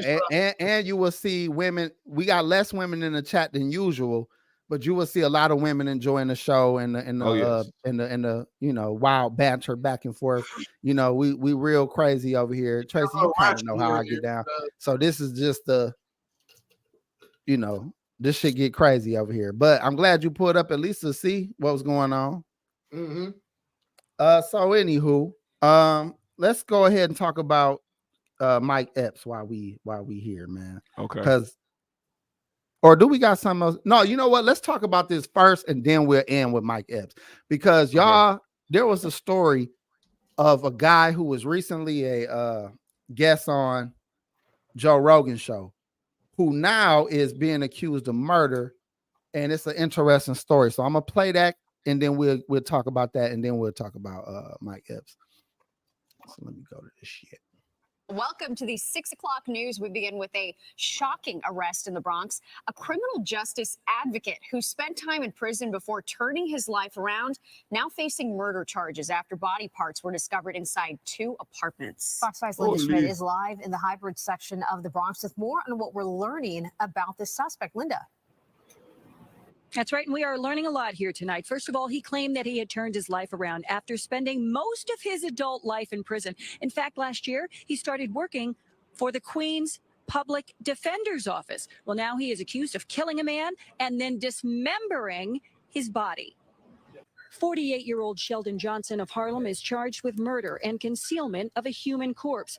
This is Johnson recently on Joe Rogan's podcast, talking about how he had turned his life around after a life of crime. He was working with troubled youth with the Queens Public Defender's Office. The shirt he is wearing says Queens Defenders. I got into school. I got my GED. From there, I got involved in correspondence courses. I started interacting with guys who were teaching ART, aggression replacement training, and I started to begin to understand how these concepts work, what positive visualization is, deep breathing, how to remove yourself, conflict resolution. Well, police say Johnson's life of crime that deep breathing shit didn't work very well. He is accused of shooting 44-year-old Colin Small in the head in Small's 6th floor apartment on Summit Avenue, and then dismembering his body. Detectives combing over potential evidence again today. Inside the apartment in the High Bridge section of the Bronx, a law enforcement source says they found a man's torso and 2 feet in a plastic storage bin. Investigators also found found the victim's head, legs, and one arm in Johnson's freezer in his apartment building in Harlem. The superintendent of the victim's apartment building saying a neighbor heard gunshots, and surveillance video tells the story. The tenant of the apartment, he came in, he never came out. So I called police because it's suspicious. The super providing me with these surveillance pictures inside the Niggas building dumb that as hell. allegedly show Johnson carrying bags. Dressed like in and out of Jonathan the Majors, apartment old building to stupid date ass the nigga. murder, and changing his clothes several times, as well as wearing disguises. Bro, this nigga And also dumb as tonight, hell. a law enforcement source telling me the two men, the suspect and the victim, they knew each other from prison. I also reached out to the Queens Public Defender's Office, since that's where Mr. Johnson had been working, but they had no comment. Back Dude inside was to you. gonna spill the beans about their homosexual relationship. You think that's what it was? Johnson wasn't gonna have that, so he had to offer. He said he Hey, wasn't gonna look, I have don't that. know. He did do a lot of time and shit. 20-something years, came out of jail. This nigga was doing deep breathing exercises for his temper. That shit was didn't his last cousin. very long. That The nigga boy wild. came home and thought they was gonna be together because Johnson fed him a story. He was like, "Soon as you get out of there, I'm gonna be here for you. I'll be established and waiting for you and everything." And hey, it was over as soon as he got out. So you telling me another grown ass man was like, "I'm tired of being a secret, Kevin. You're gonna have to make a choice." That nigga He shot said, him in "I the head. am. That nigga said, "I'm tired of being a secret, Kevin." I'm gonna take this to the grave." Whatever that nigga name is. What's dog name? Hey, what dog say on South Sheldon. Park? I'm tired of being a secret, Sheldon. Hussein, he was like, "I'm tired of this, Satan. You won't tell anyone about our relationship, Satan." Listen, bro. It's unfortunate that somebody who was supposedly actively trying to help other inmates get reformed and come out of jail and live productive lives, because that make it harder for people to get paroled when you got niggas like that who come out and actually is in programs to help, get people back, assimilated into society. And this nigga gonna chop a nigga and put a nigga in pieces. You know what I'm saying? And he going in and out the house with different disguises on and shit with the same Tim's on. Like, nigga, change your Tim's. If you gonna wear a wig, change your Tim's, nigga. Goofy ass nigga. So y'all, I hope y'all all took a lesson from this and y'all learned that if you kill a nigga in the apartment, the window, throwing bags out the window is your best chance, nigga. That shit's crazy. How man. do you get rid of a body in that situation with cameras everywhere? Man, that shit's so wild though, my nigga. Think about You that. gotta come equipped with that acid already. Moving body parts out in bags. But how many niggas really know how to handle some acid? That's some movie shit. Well, I'd be more scared of burning my own hand off. If you're gonna do something so extreme like killing a nigga, you might as well take the chance and try not to get caught. Nigga, I'll be in the ER like they be like, "What happened to your fingers?" You be like, I poured some bleach and some I was doing the dishes. He said, my hand got caught in the food dispenser in the sink and shit. Look, all your skin gone. You just got all skeletal hands and shit. Over there looking like a claymation. Are you in the hospital with skeleton fingers? Like, you think this should grow back? Like goofy ass nigga, you numb. Hey, then you still got the problem of a body still in there, because if you burn your hand to that degree, you're not sticking around to clean that mess up. You going straight to the motherfucking ER, nigga. It's a bunch of plasma all over the ground and niggas gooey insides and shit. You in the ER, they wrapping your hand. You on the phone with your sister, like, I need you to go by my apartment. I need you to get her accessories. Take the thing I left on the table and put that in the Ignore the smell. Ignore the smell. No, you down there got your sister in there moving body parts. You're like, look, put the lower part of that thing I left in in the shoebox and nigga. I'm just saying, bro. You insist. It gotta be a way. That's another thing. Anybody you stand over there down enough to help you, you got to kill them too. You got to have two bodies now. Anybody help you get rid of a body, and your whole plan is to stay free. Some pets around. You say, yo. Like crocodiles in the tank, gators in the tank, or some pigs or something if you got a farmhouse. Okay, all right. You think I see now? You thinking now? Now hold on now, but you ain't in the farm. You in Queens? Was it Queens? Yes, I'm like, Yeah. Or was it the Bronx? What city was that? Just put the nigga in the sewer. The rats will take care of that But G, motherfucker. Bones and all. Rats. Bones and all. That'll take too long, G. You gotta have a lot of rats, and it's gonna take a long time. Come on, man. We got to get through this shit, man. Cause we got a body in the goddamn apartment. I told you decomposing, man. How we getting this motherfucker out? You gotta have, if you that type of nigga, you keep you some motherfucking gators or something around, my nigga. It was in the Bronx. So yeah, but G, you in a Bronx apartment, G. Let's think logical. We don't have alligators at this moment. If we do, they're gonna be baby alligators. And how long do it take for a baby alligator to eat a grown ass nigga? So you feel me? So let's try to get. Come on now, we got nothing but time. Who you letting in your house? I know. Chat room help. God damn it! How do we get this body out? We got number time. See if these niggas got some ideas. Body ain't coming out. Ain't nobody coming in your crib to see shit. You got this gator here munching on this motherfucker. He said pigs for sure. The farm animals we gotta they in the fucking Bronx in the goddamn apartment. Let's keep it real. How you gonna take a fucking pig up on the elevator? So we gotta think. We gotta think, y'all. Pinky, don't you live in Florida? Y'all niggas got what? Crocodiles? Shit. What y'all got something. Your apartment in the Bronx. Sharks, y'all nigga. Bro, y'all niggas going straight to jail. So now you finna correspond over IG like, yeah, do y'all got alligators and crocodiles in your city? Goofy ass nigga. Y'all leaving whole kind of trails. The type of nigga that will go on Google and search, how long does it take for a body to decompose in acid? Look at that. I see I need to help y'all niggas. I say it gotta be one and done. You gotta get that body out of that motherfucking location immediately. Cause it's gonna be a hard way. Well, damn, they got video of the other nigga going in and never coming out in the hallway when you leave the apartment. So they got video. Even all his dumbass disguises, G. Right out his apartment. G, think about this now. They got the whole other nigga who got killed on camera going in but never coming out. Yeah. So you're gonna have to weekend at Bernie this nigga. You're gonna have to get him dressed. Yeah. Prop this nigga up, hold this nigga hand, or you gonna have to walk with this bitch and walk him out. Walk that nigga out. You know what I'm saying? You're gonna have to, make him look like he's still alive, will him out in the fucking goddamn lock him out in the nigga mouth or something. Hell yeah. Argue with the nigga. Act like you tussling with the nigga all the way to the elevator and shit. Dump the lie. Hey, dump the lie on him. Dump the lie on them like they did in what you call it, man? The Wire. GMS. How do you explain a nigga going into the apartment on camera and never coming out? And never coming out. Never coming out. He did, nigga. He's a magician. The nigga disappeared. He pulled the best magic trick you ever seen in your life. You ever heard of David Blaine, nigga? You ever heard of Houdini, nigga? He did a magic trick, nigga. You're going to jail.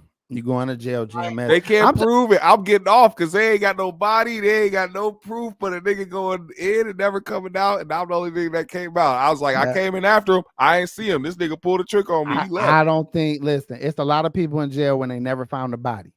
They can find other things and to trace you to the disappearance or the murder. So you might not go there for first degree murder, but you're going to jail. They found a pubic hair on the floor. They said, nigga, you're gone. Yeah. Listen, man, I try to help, man. Fuck it. We can move on because I actually was trying to help somebody. There's somebody right now in the chat got a dead body in a fucking apartment. And they was listening intently too. They was like, please help. They was looking for our help and you niggas failed. I didn't hear this. I wasn't involved in it. I don't know about the conversation. I don't recall. Matter of fact, it didn't even happen. Look, this nigga probation officer still be watching our show and shit. I thought you was off papers, nigga. This nigga still be explaining our show to the nigga. Like, no. Well, AP said that what he was talking about, we call each other folks as like family, like family members. All right, look. Mike Epps, y'all. Yeah. Mike Epps was just on All the Smoke podcast with Steven Jackson and motherfucking Matt Barnes. Funny ass interview. good interview. So if y'all want to go watch the full form, y'all should. It was a good conversation and good interview. Mike Epps, one of my favorite comedians for real. People don't like him on stage because they feel like he repeats his jokes.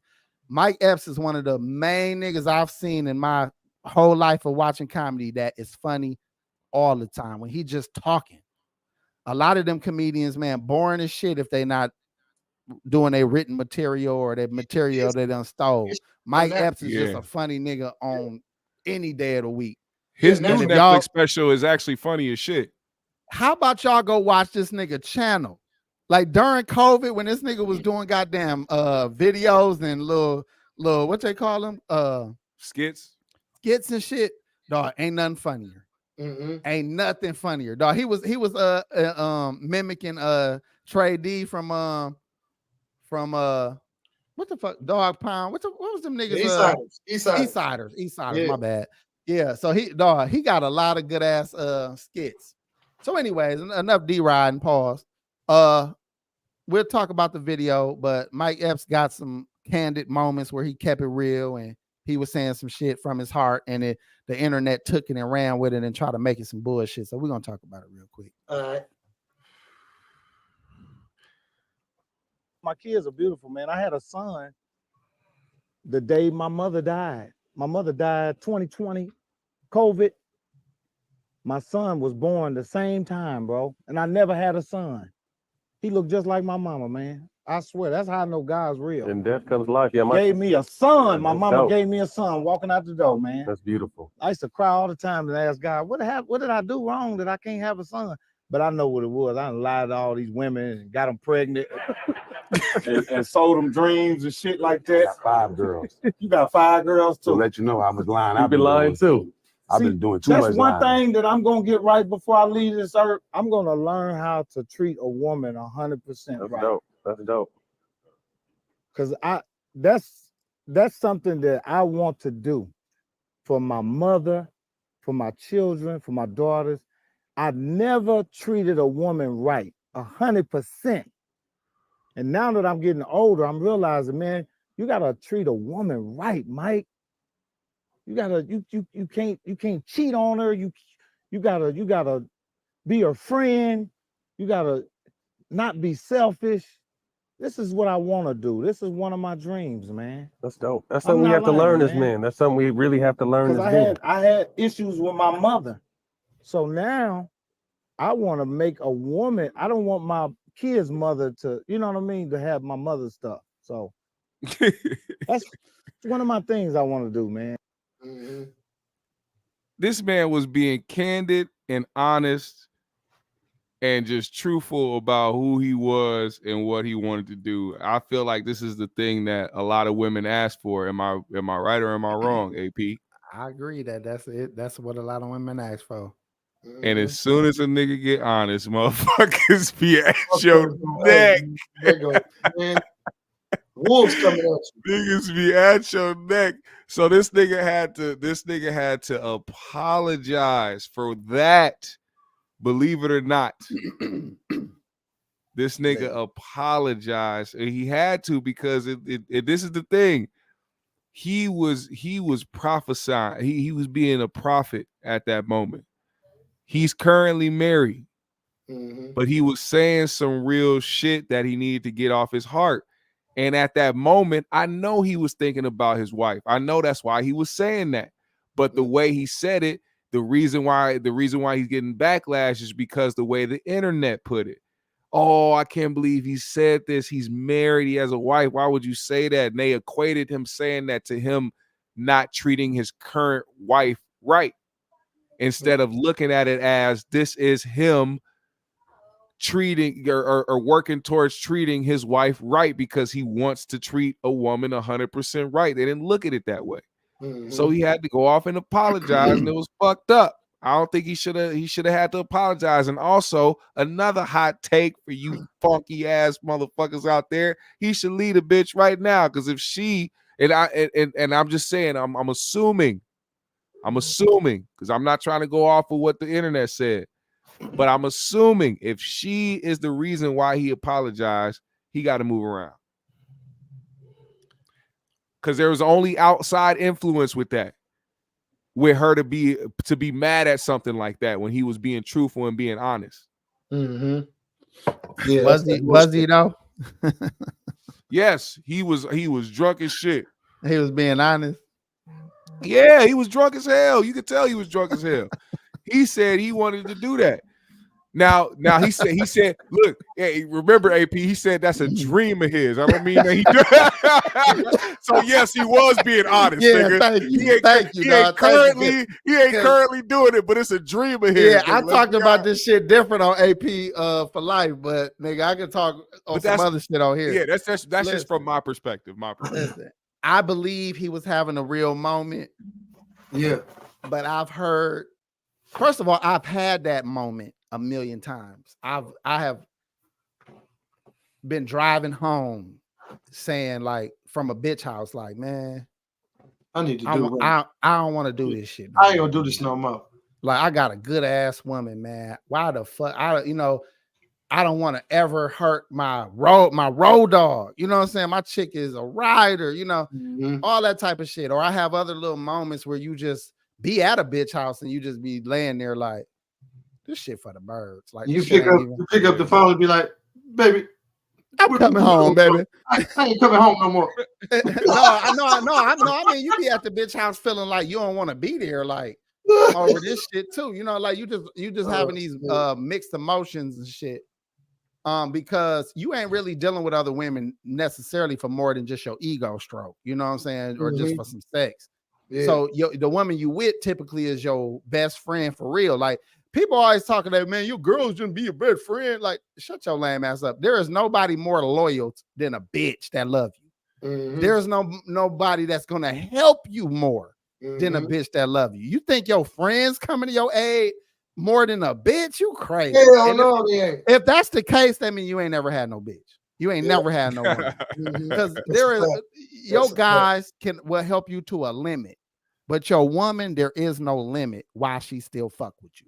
Mm-hmm. Now, if you lose that and she don't fuck with you no more, then you on your own. But while your woman is fucking with you, she gonna hold your ass down. She gonna be the one arguing for your release, arguing for your benefit, making sure that you don't get played. I'd have had my woman tap me like, look at that again. How much was that? What did that say? And I would have swiped the card or some shit like that. She just always looking out for your best interest if you got a real bitch. You see that? What? What area said? My fiance. He should have stood on it instead of apologizing. This is the reason what I'm saying. This is the reason why I say that. It takes a conversation. Y'all got to talk. Y'all got to learn to communicate with each other. That's something that me and my fiance learned to do during our relationship. That's a conversation. All Mike had to do was talk. If she had a problem with it, or if she came to him like, "No, that's fucked up," all it had to be was a conversation. If she was so heated or so mad or so bothered or felt disrespected without even looking at his perspective, that's a problem. Do we know what the apology was? Can we pull that up? Because I would like to analyze. Yes, I got you. I would analyze it like a real player, like a real scientist. Because I think just some flim flam right there. I always call out flim flam when I see it, and I love Mike, but there's some flim flam in this whole situation. I'm gonna get to the bottom of this. I want to apologize to my wife for what I said on the dumbass podcast. This shit is a trick bag. I'm always misunderstood on what I say on the internet, shaking my head. Never again will I interview with anyone, never. I feel like he was saying this sarcastically, by the way. I am off this shit for good. Fuck off. I think he was being sarcastic. I'm just gonna start right there. Well. Go ahead. Let's go to the second one. Okay. And this is under his woman shit. He said, again, I want to apologize to my beautiful wife for ignorant and reckless. For ignorant and reckless. I honor you and my family. Please forgive me. Okay. Y'all want me to tell y'all what that means in player talk? That second one is what made me, because I thought he was playing around on the first one, just fucking around, being funny. I still think the nigga playing around. Y'all want me to? Oh no, that second one, you post the picture and you put the fucking caption, your ass. How about this? I'm gonna tell y'all what I did for my own understanding. And I'm gonna tell you why I did it. So I had a video go kind of viral on this IG account that always be sharing my shit, and they be doing numbers over there. So them bitches was dragging my ass in my motherfucking they was dragging me in my shit. So instead of me going back and forth with 1,000 bitches, I just start posting pictures of me and my woman in love. Because I was trolling them bitches. Because in my mind, I was like, what could I do to combat these goofy ass bitches who think I'm stupid, think my woman's stupid for dealing with a nigga like me, and think that my woman is being, lowering her standards to deal with a nigga like me. I just showed them how much I love on her. I just made sure I posted enough pictures and videos and comments to show these bitches you could say whatever you want. I guarantee you hoes don't live like my wife. I guarantee you ain't got nobody taking care of you like I take care of her and loving on her and giving her good life experiences and having her back when it matters most. So I'm not perfect. Mike ain't perfect. But I think Mike is just kind of snubbing his nose at the hoes that's talking shit. Like, here, let me show you what I'm going to do. I'm going to apologize to my beautiful wife for my ignorant and reckless comments. I honor you and my family. Please forgive me. I think that's more like, yeah, bitch, what nigga you got even bothering apologizing to you dusty assholes? Most bitches ain't got a nigga that most bitches, if they have a issue with a nigga, the nigga saying, bitch, fuck you. Fuck you then, bitch. So they don't even know what it's like to have a man who admits his wrong, who comes home and just kind of irons it out with his woman so it can be peace at the house. And for anybody that think that's simp shit, that has nothing to do with simp shit. That's pimp shit. If y'all don't know that pimps have to calm they hoes down at times and have to come home and get the house in order, and it takes some checking and some pimping to do that, y'all don't even understand. It ain't showing weakness. This go back to what we talked about in the beginning of the show with the children. Sometimes you got to admit when you're wrong if you want a motherfucker to respect you. Because you got to let them know, like, you know what, this time it's me. This time I'm out of pocket. Let me check it, and we're going to keep this shit rocking. But I need you to stay in pocket. So this was another little, even him saying the initial shit of my dream, and you called it GMS, my dream is to one day treat a bitch 100% right. That's game. You niggas think that's lame. That's game. We always sold dreams. We always made a woman feel like she was the number one and the most important thing to us. And guess what? If that bitch left tomorrow, we'll be in another bitch ear saying the same old shit. Word for word, verbatim. You know what I'm saying? Baby, come on now. Shit. We need to get this together and do this and do that in order to do this. Yeah, and it sounds like every nigga in jail. Like, man, I gotta finally take my family serious. I gotta finally take, nigga, these is the shit that niggas say when we've been fucking up for a long time. or when a motherfucker see through all your bullshit. Yeah, ain't none of your shit working. Yeah, none of your shit working. She see through all of it. He said, fuck it. Look, this the fourth fuck up. This what you say on the fourth fuck up. Like the first fuck up, you just try to deny that. You just like you just never admit to that one. The second fuck up, you caught busted. So now that's when you still arguing back and trying to bring the bitch up the shit she did wrong. What about the time you did? The third fuck up, you just take the bitch somewhere nice or spend a lot of money on her and get her back like that. The fourth fuck up, when she really, really salty, when she really debating whether y'all gonna work, that's when you hit her with the, man, you know what? God, I was sitting in the car and I heard a voice in my spirit, and the voice said, man, you getting too old for this shit. Like, come on, man. The first bad bitch that come at that nigga, he's taken down. God spoke to I me. hope y'all understand that shit. Taking Now, down. I hate to tell on us fellas, but I'm sick of dumb shit and I'm sick of fake shit. Mike That's did funny what as every hell. real nigga gonna do when he got a good woman that's taking care of his children. Y'all forget he got daughters. He got family. A lot of us men hold our relationships together with these women, not because of them all of a sudden. It's a lot of times like, man, we got to keep this household in order. We got to keep these kids on point.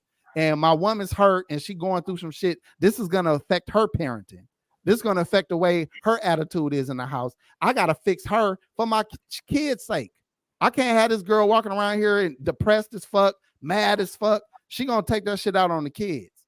You know, and a man that's old like him, know, like, I got to keep my house in order. You know what I'm saying? And you know what y'all seeing here is just what old players do, man. We got good, solid chicks around. If they wasn't solid, they wouldn't be around. That's a fact. And if the shit fall off, guess what? We gonna re-up. We gonna find the similar bitch in a similar situation and say similar shit and apologize in similar ways. Like, this shit is just on repeat at this point. Yeah. I hate to go on that long of a tangent, man, because I know y'all done fell asleep on me. No, you good. But he also said some real shit in that interview that people overlooking. So I want people to actually go and watch that. That's just my perspective. Anything else you want to pull into it that we can make a conversation of? I mean, I said what I had to say as far as like what I felt like he was doing. I think a lot of men are still misunderstood when they try to be truthful about shit because of how we've been conditioned to try to not, I guess, tell the truth, so to speak, because we feel like the truth is going to hurt you more than, you know, us telling you a lie. Let me tell you one more thing I heard, because I just realized that I can relate to this shit too. When we need a woman, because some of us, we don't want to admit it, but we be needing our woman. Because we half the man we are without this helper. You know what I'm saying? Now, a lot of niggas may not need their woman for finances or might not need their woman for basic needs and shit. But I guarantee you most women is doing something that without her, we would have to replace her with someone that can do that because we struggle to do it on our own. Mike Epps talked about his reading struggles and things like that, and his having people have to take care of his finances. He said it as a joke, but he meant it. Yeah. You know, I struggle with the computer so to the point of I be needing my wife to down there do anything computer related. You know what I'm saying? I'm like, baby, come over here and do the. Could I figure it out on my own? Yeah. But I have crippled myself by allowing women to take care of those things and those aspects of my life. So I probably, if I didn't have my woman, I would probably have some other woman doing it. You know what I'm saying? And when a nigga got a woman that's taking care of a lot of things, when you really deciding whether or not you want to fuck with somebody, you got to start thinking about the shit you're going to have to replace. Like, damn, I'll leave her alone. Shit, I might have to. Yeah, I might have to replace her with 4 bitches because she do so much. Yeah, I got to do that. She used to do that. You like, wait a minute. Now you on? I might have to get 2 of them now. Yeah, now you on the internet talking about some, you know, I want to apologize to my loving and beautiful wife. You know what I'm saying? That's just, man, unfortunately, that's how it goes. A lot of these young men who've been Samuel, what's that nigga name? Kevin Samuel raised, they have a different opinion of this because they more like, man, fuck it, we could do it all on our own, fellas. And I agree, you young men should strive to be self-sufficient. Therefore, you don't never need nobody, and you can choose a woman based off of what you want, not what you need. But us OGs and shit, niggas like Mike Epps, we come up in a time where working together was the best way for us to survive. Working with a woman is the best way to survive. Teamwork makes the dream work. Yeah, teamwork makes the dream work, man. That's our mantra at my house. So that shit is where us OGs coming from, that y'all think we simping and we, you know, I don't know what y'all opinions of us are, but this is the shit I hear out here. And you just got to understand, we started this shit. We less emotional when it comes to these bitches. We done been there. You niggas be, you know, the night will be the night that I will. That's you niggas. Man, damn, toughen up, they do got it right about handling their own business. So I hope that they do continue to handle their own business because they dealing with a savage group of young women.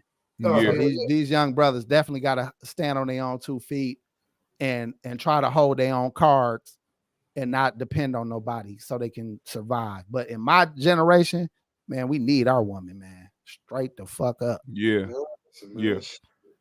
You know, so don't get too caught up. Don't get too caught up in the manosphere shit. I know you guys want to listen to some shit and try to get encouraged to try to go out there and, you know, pull some moves to get some pussy. But listen, man, you don't have to believe in the hype with all the rest of the shit, man. Try to think for yourself as well. Try to get some game for yourself as well, man. It's a lot. I was just talking about this earlier, man. I did a live on IG. We was talking about a lot of shit. One thing I mentioned was that it's a generation of a bunch of dudes who, you know, come up not knowing how to talk to women And a lot of it is because they only know how to interact through social media. So a lot of these kids don't know how to interact with women in real life. They don't know how to get a bad bitch. So what they like to do is see these niggas in the manosphere and in the red pill community bring bad bitches on their platform and, you know, berate them and you know, disrespect them and talk crazy to them and then tell them to get the fuck out, because it's like they want to have the power over bitches that they would otherwise squirm and not know how to interact with in real life. You know what I mean? Mm-hmm. So we're in that generation, the people that do that type of shit, it's going to be hard to try to convince these younger dudes to try to, you know, be men when it comes to dealing with women. But I mean, I guess we the last of the dying breeds, I guess. I want the manosphere to be out there, because I ain't gonna lie, they pushing some good game when it come to men taking care of their own business. But when it come to women, don't listen to none of that. I'll damn near say throw all that shit out the window. Yeah. But as far as like getting y'all shit together and you know, being successful and all that, staying in shape, whatever, all that shit they pushing, I agree with that kind of shit. Yeah. Let me see if I can pull this joke up, if I can find it real quick. Because Mike got a joke from years ago talking about how married niggas be, like how they be when they wife around against how they be when they get with their niggas and shit. They answer the phone and shit like, yeah, man, where the bitches?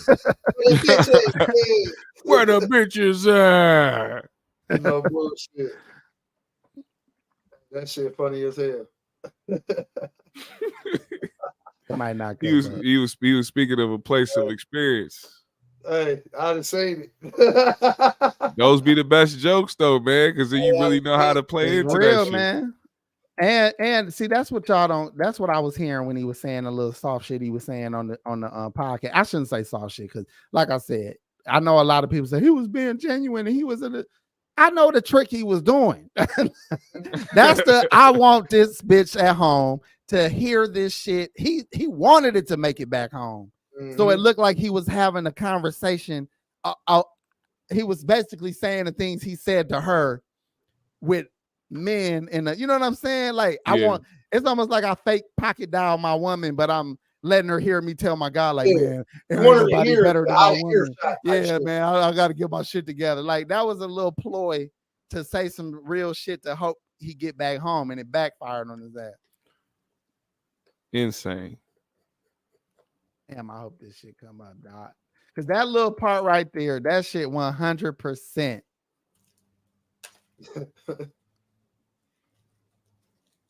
Hold on, here it go right here. Hell yeah.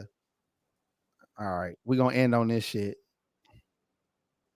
Hopefully this shit don't fucking fuck our damn monetization. Hold on, what I'm looking for.